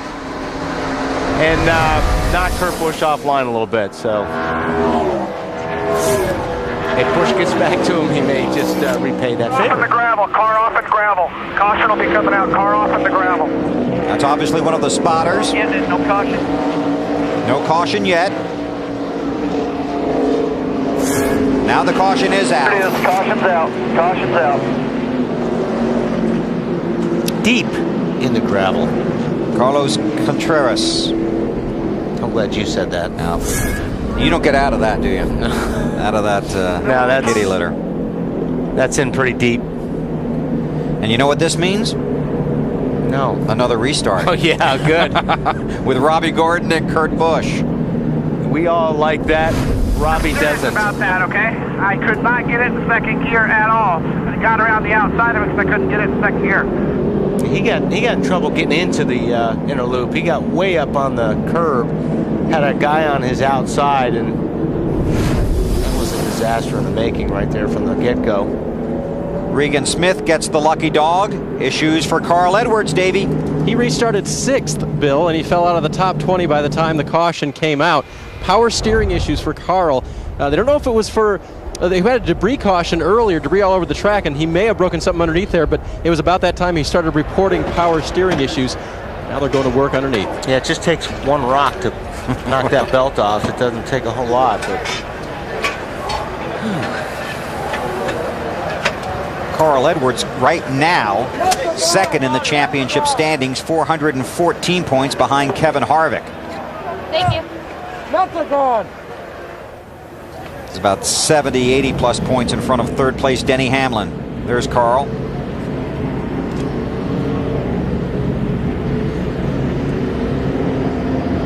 Alan's been listening to some radio traffic. What'd you pick up? I've been listening to the radios of both the first and second place cars, and as you can imagine, there are differing versions of what happened on that last restart. Robbie Gordon just called into his crew and asked them to go down and tell Kurt Busch's team that the reason he got out of control in that first corner was because he couldn't get his car down into second gear. Now, that conversation has not happened yet that I've been able to see, and I am standing in Kurt Busch's pit. On the other hand, Kurt's crew chief, Roy McCauley, just radioed to his driver and said, okay, he pulled a dirty trick on you. Let's regroup and go get him.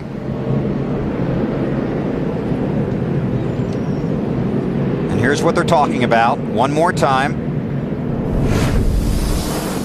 The most recent restart.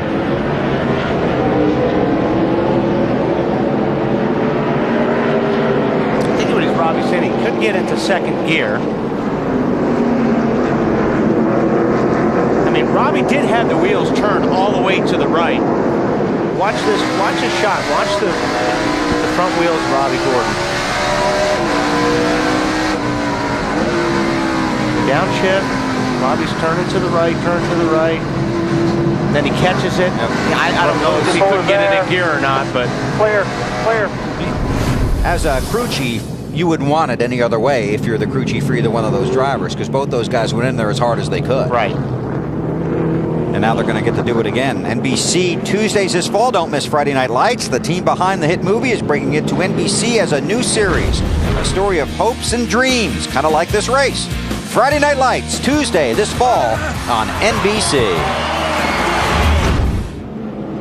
Field's still under caution. Our fourth of the day.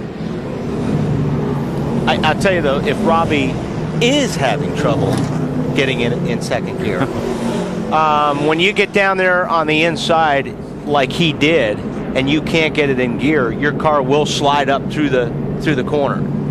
I've known Robbie for a long time. That gear thing could be a 50-50 deal with Robbie, so I'm not sure I'm going to buy that or not, but we'll see what happens on this next restart. 67 laps complete here at the Glen for the NASCAR Busch Series.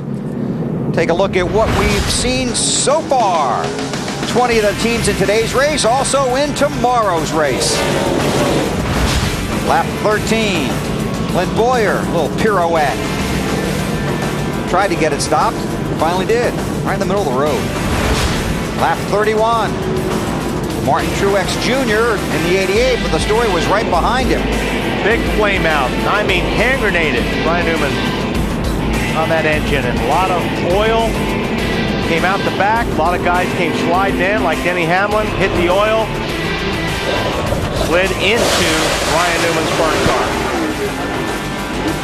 The only good news is Denny was able to get out. Currently runs 11. Lap 58.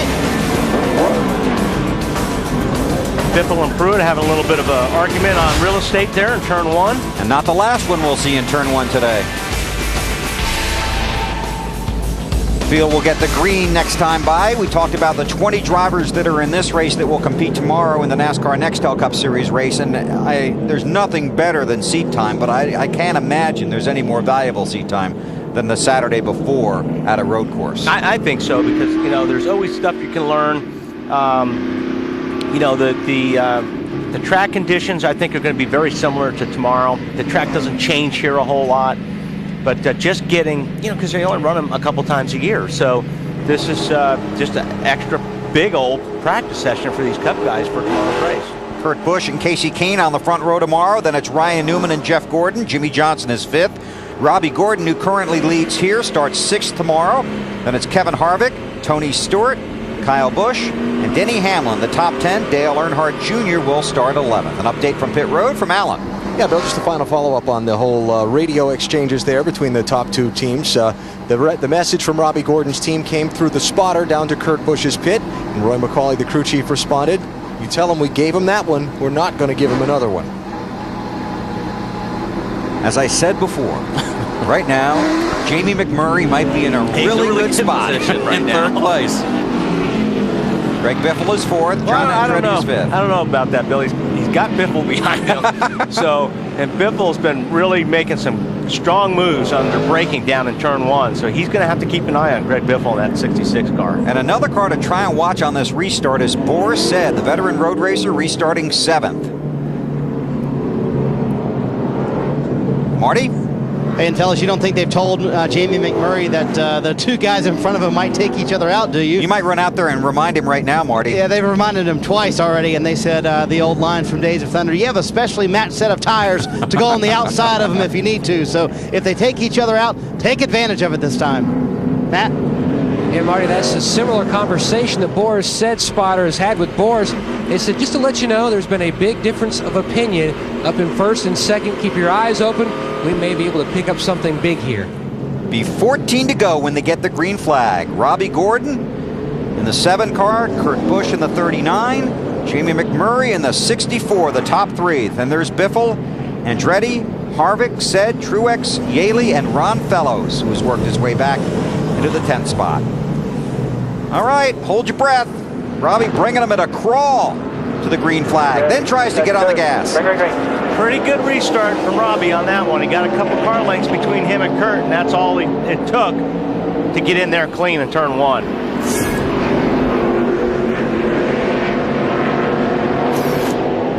pretty tame up front, scrambling for positions behind them. Harvick on the move. Harvick trying to get underneath Andretti. John sees him, gets offline a little bit, but then picks it back up. That was a strong restart by Robbie Gordon. That really was a good restart. And that's, so important on these races. You got 14 to go. Need all the help you can get, because he knows Kurt Busch has got a fast race car today. And you're gonna throw a little dirt on the racetrack behind you. And I'm telling you, don't think that's not on purpose either. When you're leading a race, if you can drop a wheel and throw dirt on the racetrack behind you, those guys are going to hit it. You drivers are mean. You're mean. You're blocking, you're throwing dirt on the track. This is not for sissies. Oh, by the way, Robbie's pretty good off-road. Yes. I don't know if anybody's ever told you that. Boy, Kurt Busch is in a good spot right now to set him up for turn one. If he gets, he's got a good run on him. If he gets on the inside, this could be it. Side by side. Robbie trying the crossover. Holy mackerel, did Gordon drive that thing in? He's going to cross over one more time. That's an unbelievable move. I'll tell you what, that was strong, and he's on the inside, and they are banging doors. Kurt Busch gets the lead back. That's good stuff right there. Less than 13 to go. McMurray's right there as well. McMurray's going, yeah, go, go. Drive harder, Robbie, drive harder.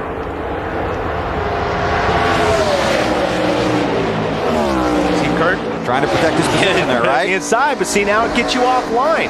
Now Robbie's got a better run through there. That's the only downside about protecting your position like that when you go down on the inside. That's not the preferred line. So you got to be careful when you do that you have enough exit speed not to have that guy set you up. So when they come to the front stretch, who's got the advantage this time? Robbie, more off-road racing. He's trying to put somebody's windshield out right now. I'm sorry, Bill? Robbie's going to try and set up Kurt this time. Yeah. But he's got to get closer. Continues. See, he lost ground there. He's got to be closer in order to make that move.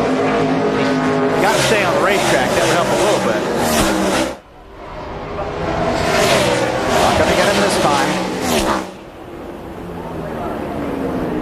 And now the question is, does McMurray have enough car to get past Gordon and try and catch Busch? Apparently, he does. I mean, his car looks really strong right now.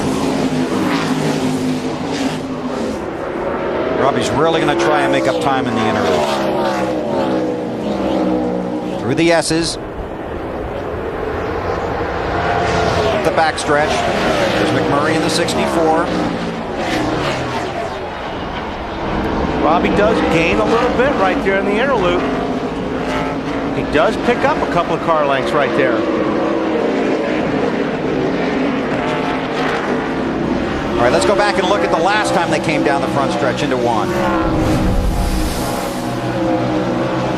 This is great stuff. I mean, Kurt Busch just perfectly set him up, runs him to the left side of the racetrack, and he's going to outbrake him. But Robbie goes back down to the inside, and I mean, that is going deep, folks.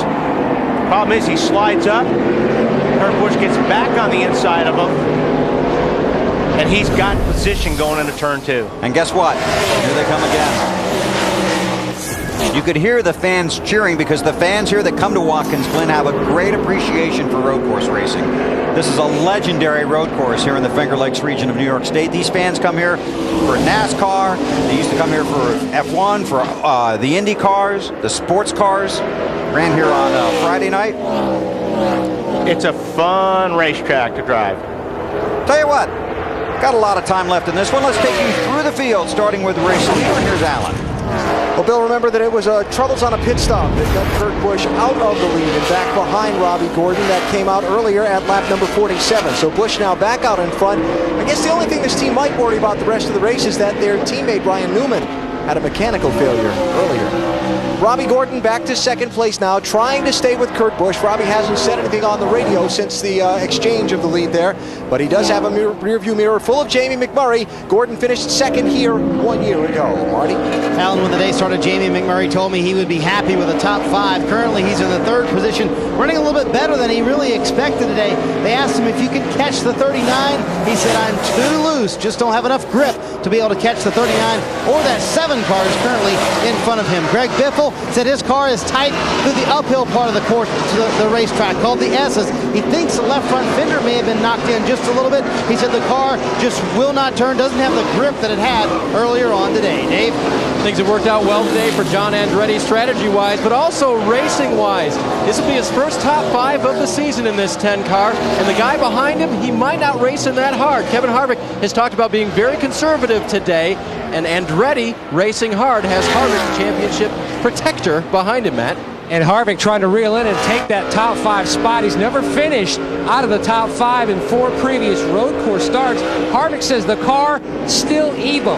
Not exactly sure what is broken. He says the car just does not feel right. Marty? Well, Matt, remember earlier in the day, Martin Truex Jr. had to switch ignition boxes. He's been on that backup box the entire day, and they've had no problem since then. On the last stop, they took left side tires only. It got him the track position he needed, and he's been able to hang on. Currently, he's in the 7th spot. He said, I think I might be able to get some more positions, but I may be running out of time. Matt? Besides Kevin Harvick, the 9 of Boris said also has issues with his brakes.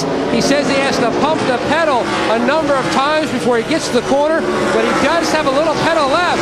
Still trying to reel in that 88, Dave.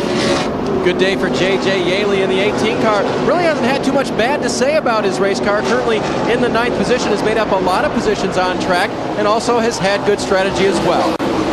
The 33 of Ron Fellows, save for the problems that they had at the beginning of the race, having to start at the rear, and the problems they had for men over the wall too soon during a pit stop. Ron might be a little further forward. The car has been running well. They just haven't had things go their way, Matt. It has not been a smooth day for the 1 of Scott Pruitt. He was off course earlier. His mirror fell off. He told his spotter, you're really going to have to help me now. And if you could see out the back, you'd see the 20 car AB is reeling him in. Yeah, and a very nice rally for Denny Hamlin in that car, Matt. Remember back at lap number 28 when Ryan Newman lost his engine, Denny Hamlin was behind him, hit that oil, and got off the course and crashed into Newman's disabled car. After pitting for repairs, Hamlin went to the back of the field. He's worked his way back up to 12th. A very nice rally. Michael Waltrip, his team has used some strategy today to move him up from a starting spot by the tail end of the grid, 37th place, up to 13th. They took earlier in the race just a couple of tires on their first stop at lap 11, then 4 tires on their second stop. Nice drive for Michael, Matt. A very solid drive for Max Pappas, the 36 car. Now, he told his team under that last caution he was trying to cool his brakes to take one more shot of a very nice drive. He says, in fact, the guys in front of me are wheel hopping. I think I can get him, Dave. Nice run for David Green today. If there's one thing that can help you on a road course, it's experience. And David has more than most guys here in his 10th start here in the Busch Series at Watkins Glen. Bill? Thanks, guys. That's the top 15. There are currently 28 cars scored on the lead lap here at the Glen with 8 laps to go. Kurt Busch trying to win from the pole, holding off Robbie Gordon for now. For the 12 Busch races here at the Glen, the race has been won from the pole 3 times. Terry Labonte did it twice. Ron Fellows did it back in 2000. Of course, Terry Labonte, a 4-time winner of this race. Robbie looks like he might be getting a little bit better, you think? Well, I think Robbie's a little bit better right now. Looks like he's under braking, but it looks like Kurt Busch's car is getting off the corners a little bit stronger. Robbie seems to gain a little bit of... He's getting a little dirt back at Robbie.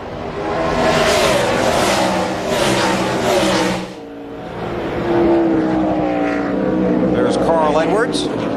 Dave? Well, you know, Carl Edwards is second in the championship. He's way behind Kevin Harvick, but he was only 100 points ahead, basically, of Denny Hamlin coming into today. And we talked about the fact that he lost power steering, and a belt was indeed knocked off. But what happened was the motor actually shifted. A motor mount separated just a little bit. The motor shifted over, kicked off that power steering belt.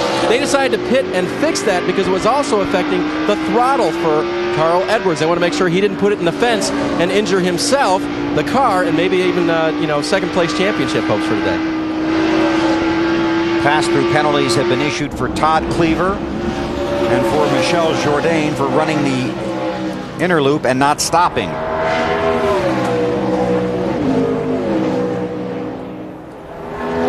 And to update the story Dave was talking about, Carl Edwards is now just 42 points in front of Denny Hamlin in the championship standings. Edwards second, Hamlin 42 points behind him in third.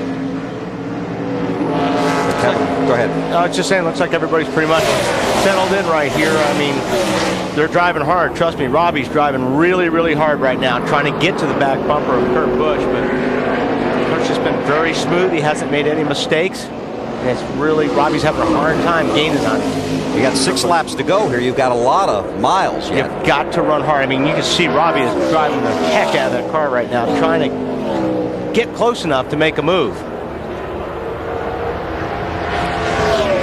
Murray in 3rd, Biffle 4th, and John Andretti runs 5th.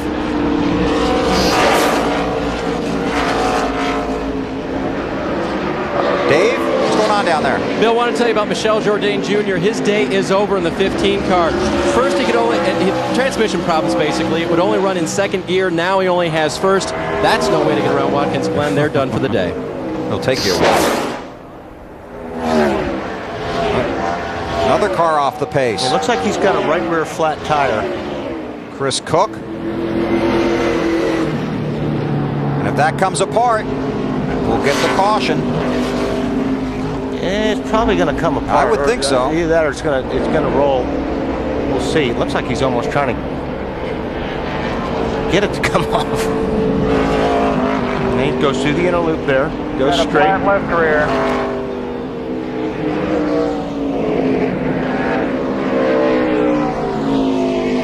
See if he makes it back. That's Chris Cook driving the 43 this week. Agajanian car.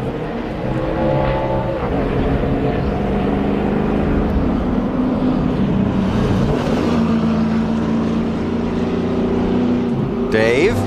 Yeah, right rear flat, as you can see, and they told Chris stay out of the groove. That's a good thing because now we can keep the race going. Kurt Busch and Robbie Gordon. God, by the way, Robbie right there. Yeah, Robbie has found that rear bumper of Kurt Busch.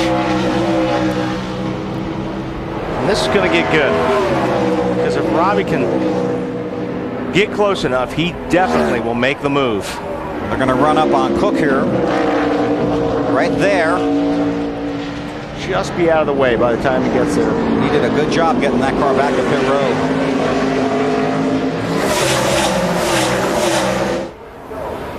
Four laps to go. Caution. We got a car down here coming in to the chicane back here that stopped. Yellow flag waving, might be a corner. Todd Cleaver.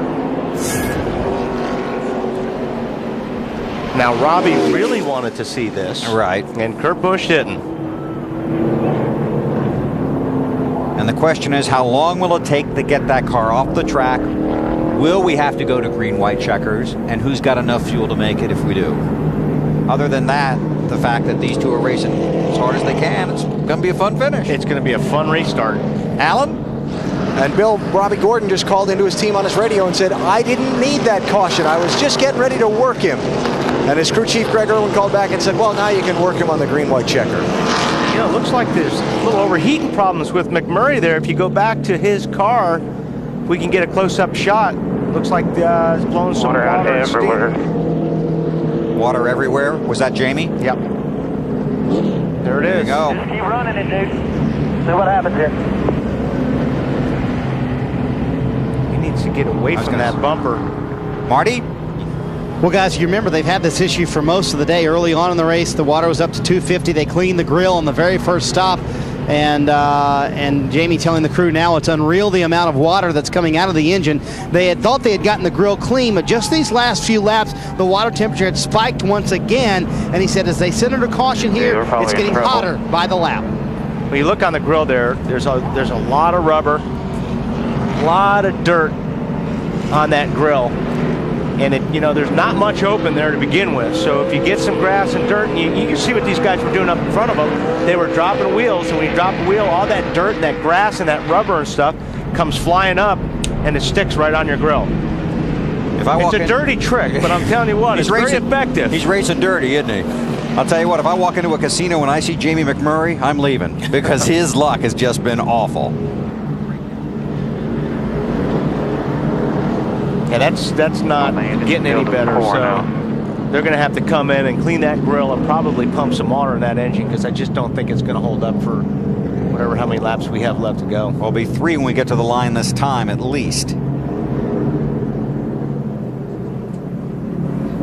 He's trying his best to clean the grill, Wally, and what he's actually doing is he's going to bump the 7 car. He's going to try and bump it and see if that knocks any debris off the grill. Now, I've seen getting behind someone aerodynamically and getting a piece of paper to fly off, but I've never seen trying to knock the debris off yourself. I understand he's going to try, but that's not going to get it done.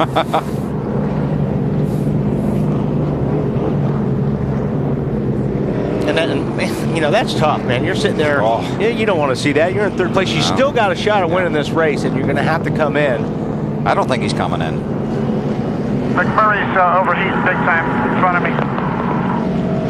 Hey, he wants to come up behind you and just bump you a little.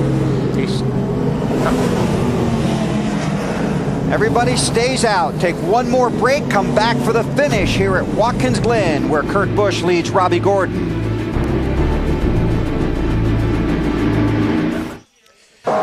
We welcome you to the Granddaddy Manhattan Beach Open presented by Bud Light. We're set and ready for our Women's Championship final. It is going to be Misty May and Carrie Walsh. Who else? The winningest women's team in the history of pro beach volleyball. The Golden Girls are set to take on a surprise team that is playing together for the first and only time. We'll tell you about it when we come back. AVP Beach coming up shortly. Now let's go back to our NASCAR coverage. Still under caution here at Watkins Glen, New York. NASCAR Busch Series Racing, the final laps. Kurt Busch leads Robbie Gordon, and Alan has been eavesdropping on the race leaders. Oh, yeah, it's one of the fun things. Yes, sir. What must the drivers that are getting ready to have a little couple lap shootout for the win be thinking? Well, a lot of times the only people they can talk to are the guys on their team on the radios. They pour out their feelings, if you will. Robbie Gordon said, it's good that we had this caution because I was really using the brakes hard.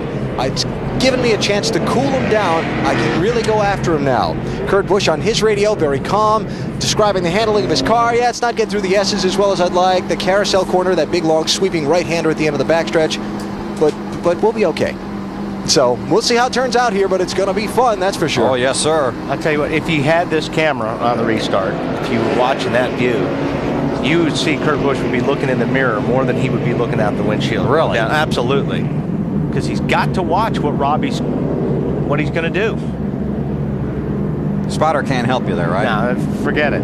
You know what he's going to do. I mean, if you just drive down the left side of the racetrack, Robbie's going to the inside. Mm-hmm. So you've got to go the inside, the outside. You just got to keep blocking. On the other hand, Robbie doesn't care. He'll dive down the outside if there's an opening. Remember this race last year? Ryan Newman won, driving car number 39. Who finished second? Mr. Gordon. That's right. Familiar territory. Is a 64 out of water yet? It's not spraying. But it couldn't possibly be getting much cooler, could it? I don't see it coming out. The grill looks a little cleaner, too.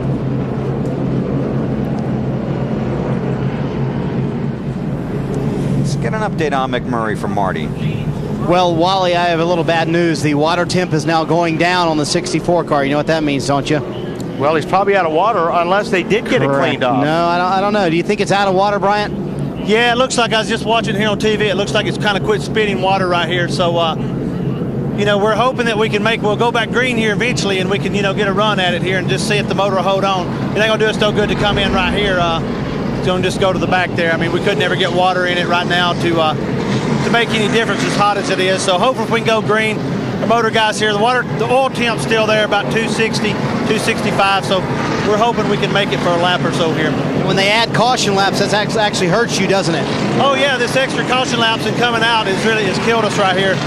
I don't know what the car had stopped over there for. If it must have broke something, but it's just really aggravating here. The Top Flight Dodge had run good all day, and we were good on the longer run and really got good lap times after we had a few laps on our tires, and these cautions here at the end of the race have just really killed us. Obviously they have a top 3 car, but they need to get going here so they can get some clean, fresh air into that engine. Well, he was right. Bryant was right. I mean, if the thing that you got to keep an eye on right now is the oil temperature. If the water temperature comes down and the oil temperature stays up, then it is out of water.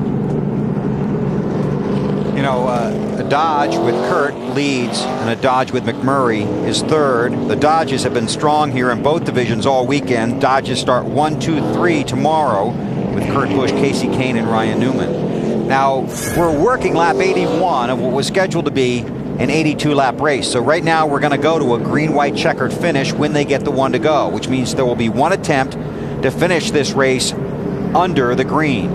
If the caution comes out during that period, the race will be over. There are 15 scoring loops around this track. The loops and videotape will help determine the final finishing order if the caution comes out during the green-white checkers. Because NASCAR makes an attempt to finish the race under green, if it reaches its scheduled conclusion under the caution, one attempt at green-white checkers, and that just fires a driver up even more, doesn't it? Lights are out. Half a lap from going back to green.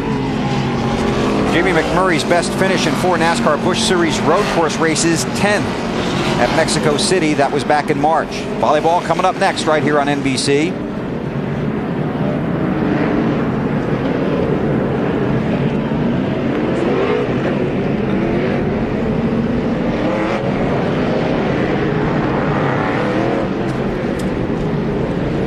All right, let's see.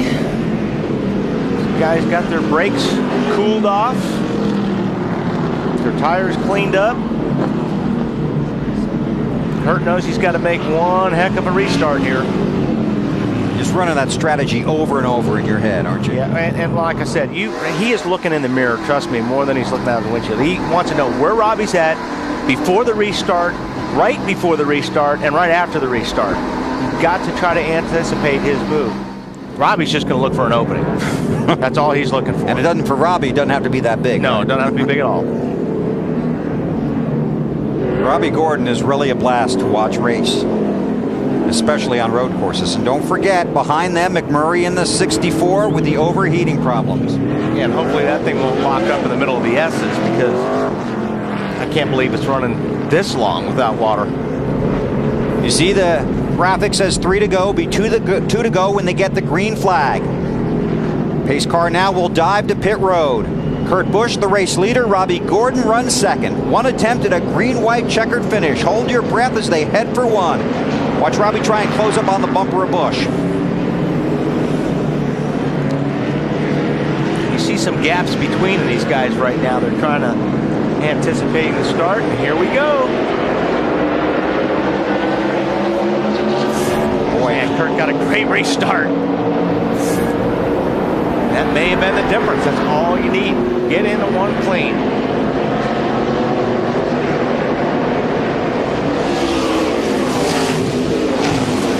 Remember, sorry, go ahead. I was just saying, now Robbie's really chomping the bit because he knows he missed an opportunity on that restart. And he was all over Busch's bumper when the caution came out. Robbie makes up time in the inner loop. Watch this. Hard on the brakes. I mean, you can see that car going from back. Look at that. Right to him on his bumper. Tries to get underneath him. Now Robbie's been a little bit better here than Kurt Busch. Clear by half. He's got to get a good run. If he gets a good run, not quite enough. Now he's got to get back on his bumper and set him up for turn 1. This is the most important set of corners right here. White flag this time. Boy, Kurt just looks so smooth right now.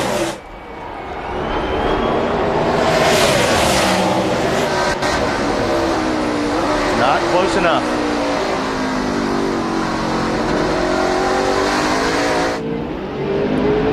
But the bus stop will be a lot of fun. It should be. Robbie may miss it this lap. He's going to drive in so deep. Final lap for the NASCAR Busch Series at Watkins Glen, live on NBC. Kurt Busch leads Robbie Gordon. Boy, Robbie got through the S's really good there. Here comes the bus stop. Here he comes. Whoa! Oh, to the inside! Wow! Contact! They're through in the grass! And Kurt Busch comes out. Unbelievable. You got him. Nice job. Clear by 1. That was some great car control on both of those guys right there. You knew it was coming. Oh. You basically were right. Robbie didn't He wasn't going to make it. Coming up on the last turn of the last lap. Robbie trying hard for one more shot. He's not going to catch Kurt. Off of turn 7. Toward the start-finish line, checkered flag in the air. It doesn't get too much better than that. Kurt Busch wins a wild one at the Glen.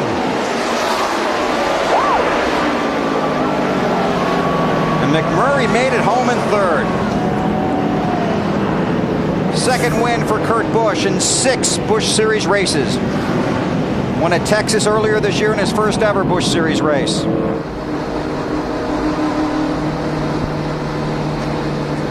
Fourth time a Busch race here at Watkins Glen has been won by the pole sitter. In the second straight year, the 39 car has gone to victory lane. Ryan Newman did it a year ago. Kurt Busch today. Fourth win for Dodge in 2006.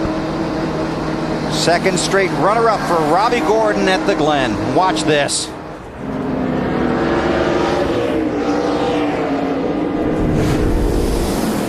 There you see it. Robbie he just flies in there, tries to get on the left side of the 39, and actually does. Both these guys do a really good job hanging on to the race cars. I can't wait for tomorrow. This is such a cool shot right here. I mean, Robbie I don't think he hit the brakes. And again, inside. God, that's great stuff right there. Dig hard, you got him. Nice. Roy McCauley. He's the crew chief, and Alan is with him now. And accepting congratulations from team members. You a little excited over that? Yeah, I tell you what, that was some really good racing there. Got a little rough, but Kurt showed just how good of a driver he really is, and the Penske Truck Rental Dodge was good all day. The crew did a good job. I want to say special thanks to Matt Gimbel and his regular Busch guys. They really helped us out, put this program together with us, and I can't say enough. They really did a great job. When you're sitting on a pit box watching your driver like that, and it's all in his hands, and you know how hard your guys have worked to prepare a car like that, what's going through your mind? Wow. I don't really know what to say to that.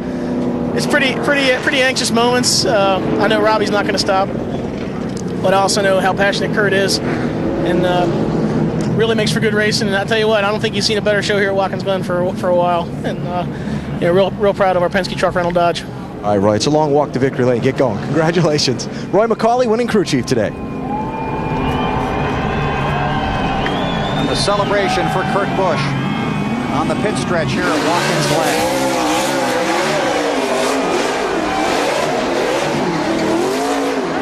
He's got some donuts.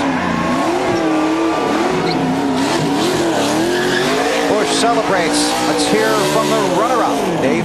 Robbie climbing out of the car right now, and there's a lot of cheering going on, and I got to believe there's some of that for you there.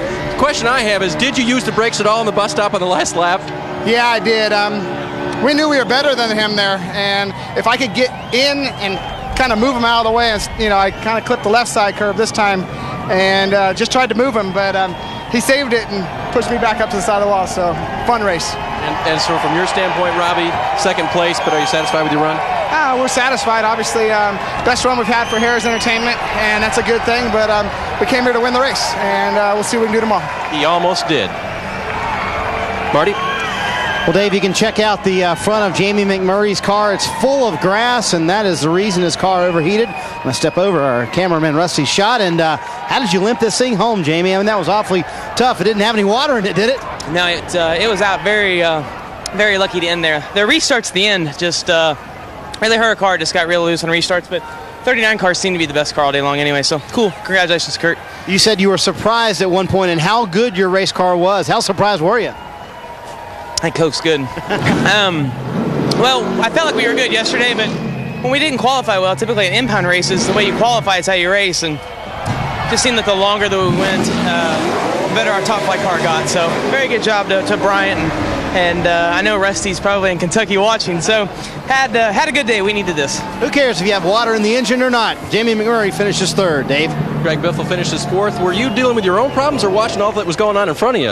McMurray, running out of water in his car in the race up front? I'll tell you what, it was pretty exciting out there.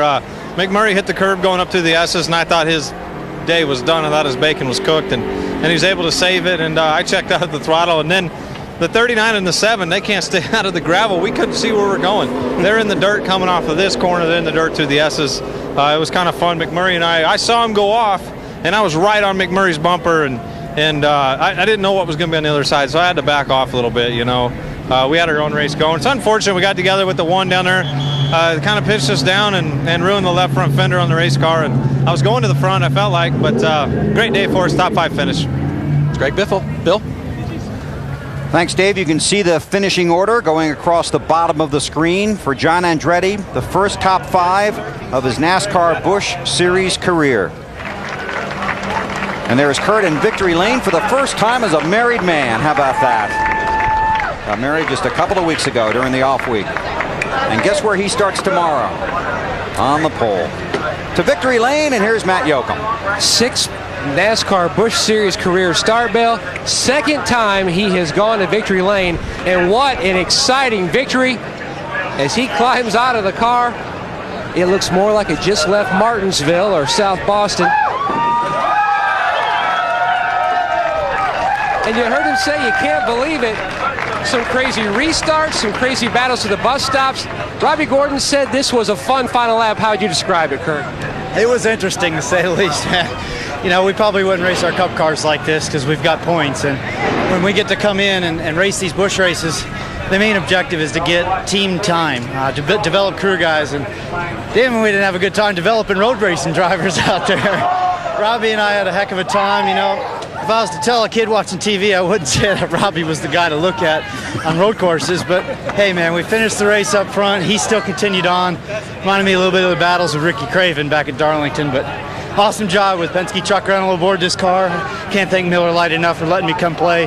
All of our associate sponsors. Felt like today was air conditioned by Lennox, so I got to get them in there. Thanks a lot. Describe that final restart. You know, I was just watching him lag back a little bit, and the double red is in the vicinity of is when you can drop the hammer. I was like, I'm in the vicinity, it's time to go. So I checked out, but looks like I got work to do tomorrow to get through the bus stop a little better. So he was rifling it through there. I don't know if that's what you call trying to pass somebody, but he was trying to drive through us, and we were able to stay planted, stay footed, and stay focused. And this team really gave me a great car to be able to battle with Robbie Gordon. His first Busch win on a road course. Thanks, Matt. Now, don't forget, all the excitement continues tomorrow on NBC at 1 o'clock Eastern Time with Nextel Cup Racing from Watkins Glen. It all begins with the Bank of America Countdown to Green. Again, that's 1 Eastern tomorrow right here on NBC. And coming up next, Misty May and Kerry Walsh hit the stand for the AVP Manhattan Beach Open. For Wally Delleback and all the guys on pit road, this is Bill Weber. We'll see you tomorrow with Benny Parsons up here in the booth. BP, take care of that road. Thanks for having us in for the race. We'll see you tomorrow at 1 Eastern. Now, let's go to volleyball, and here's Chris Marlowe.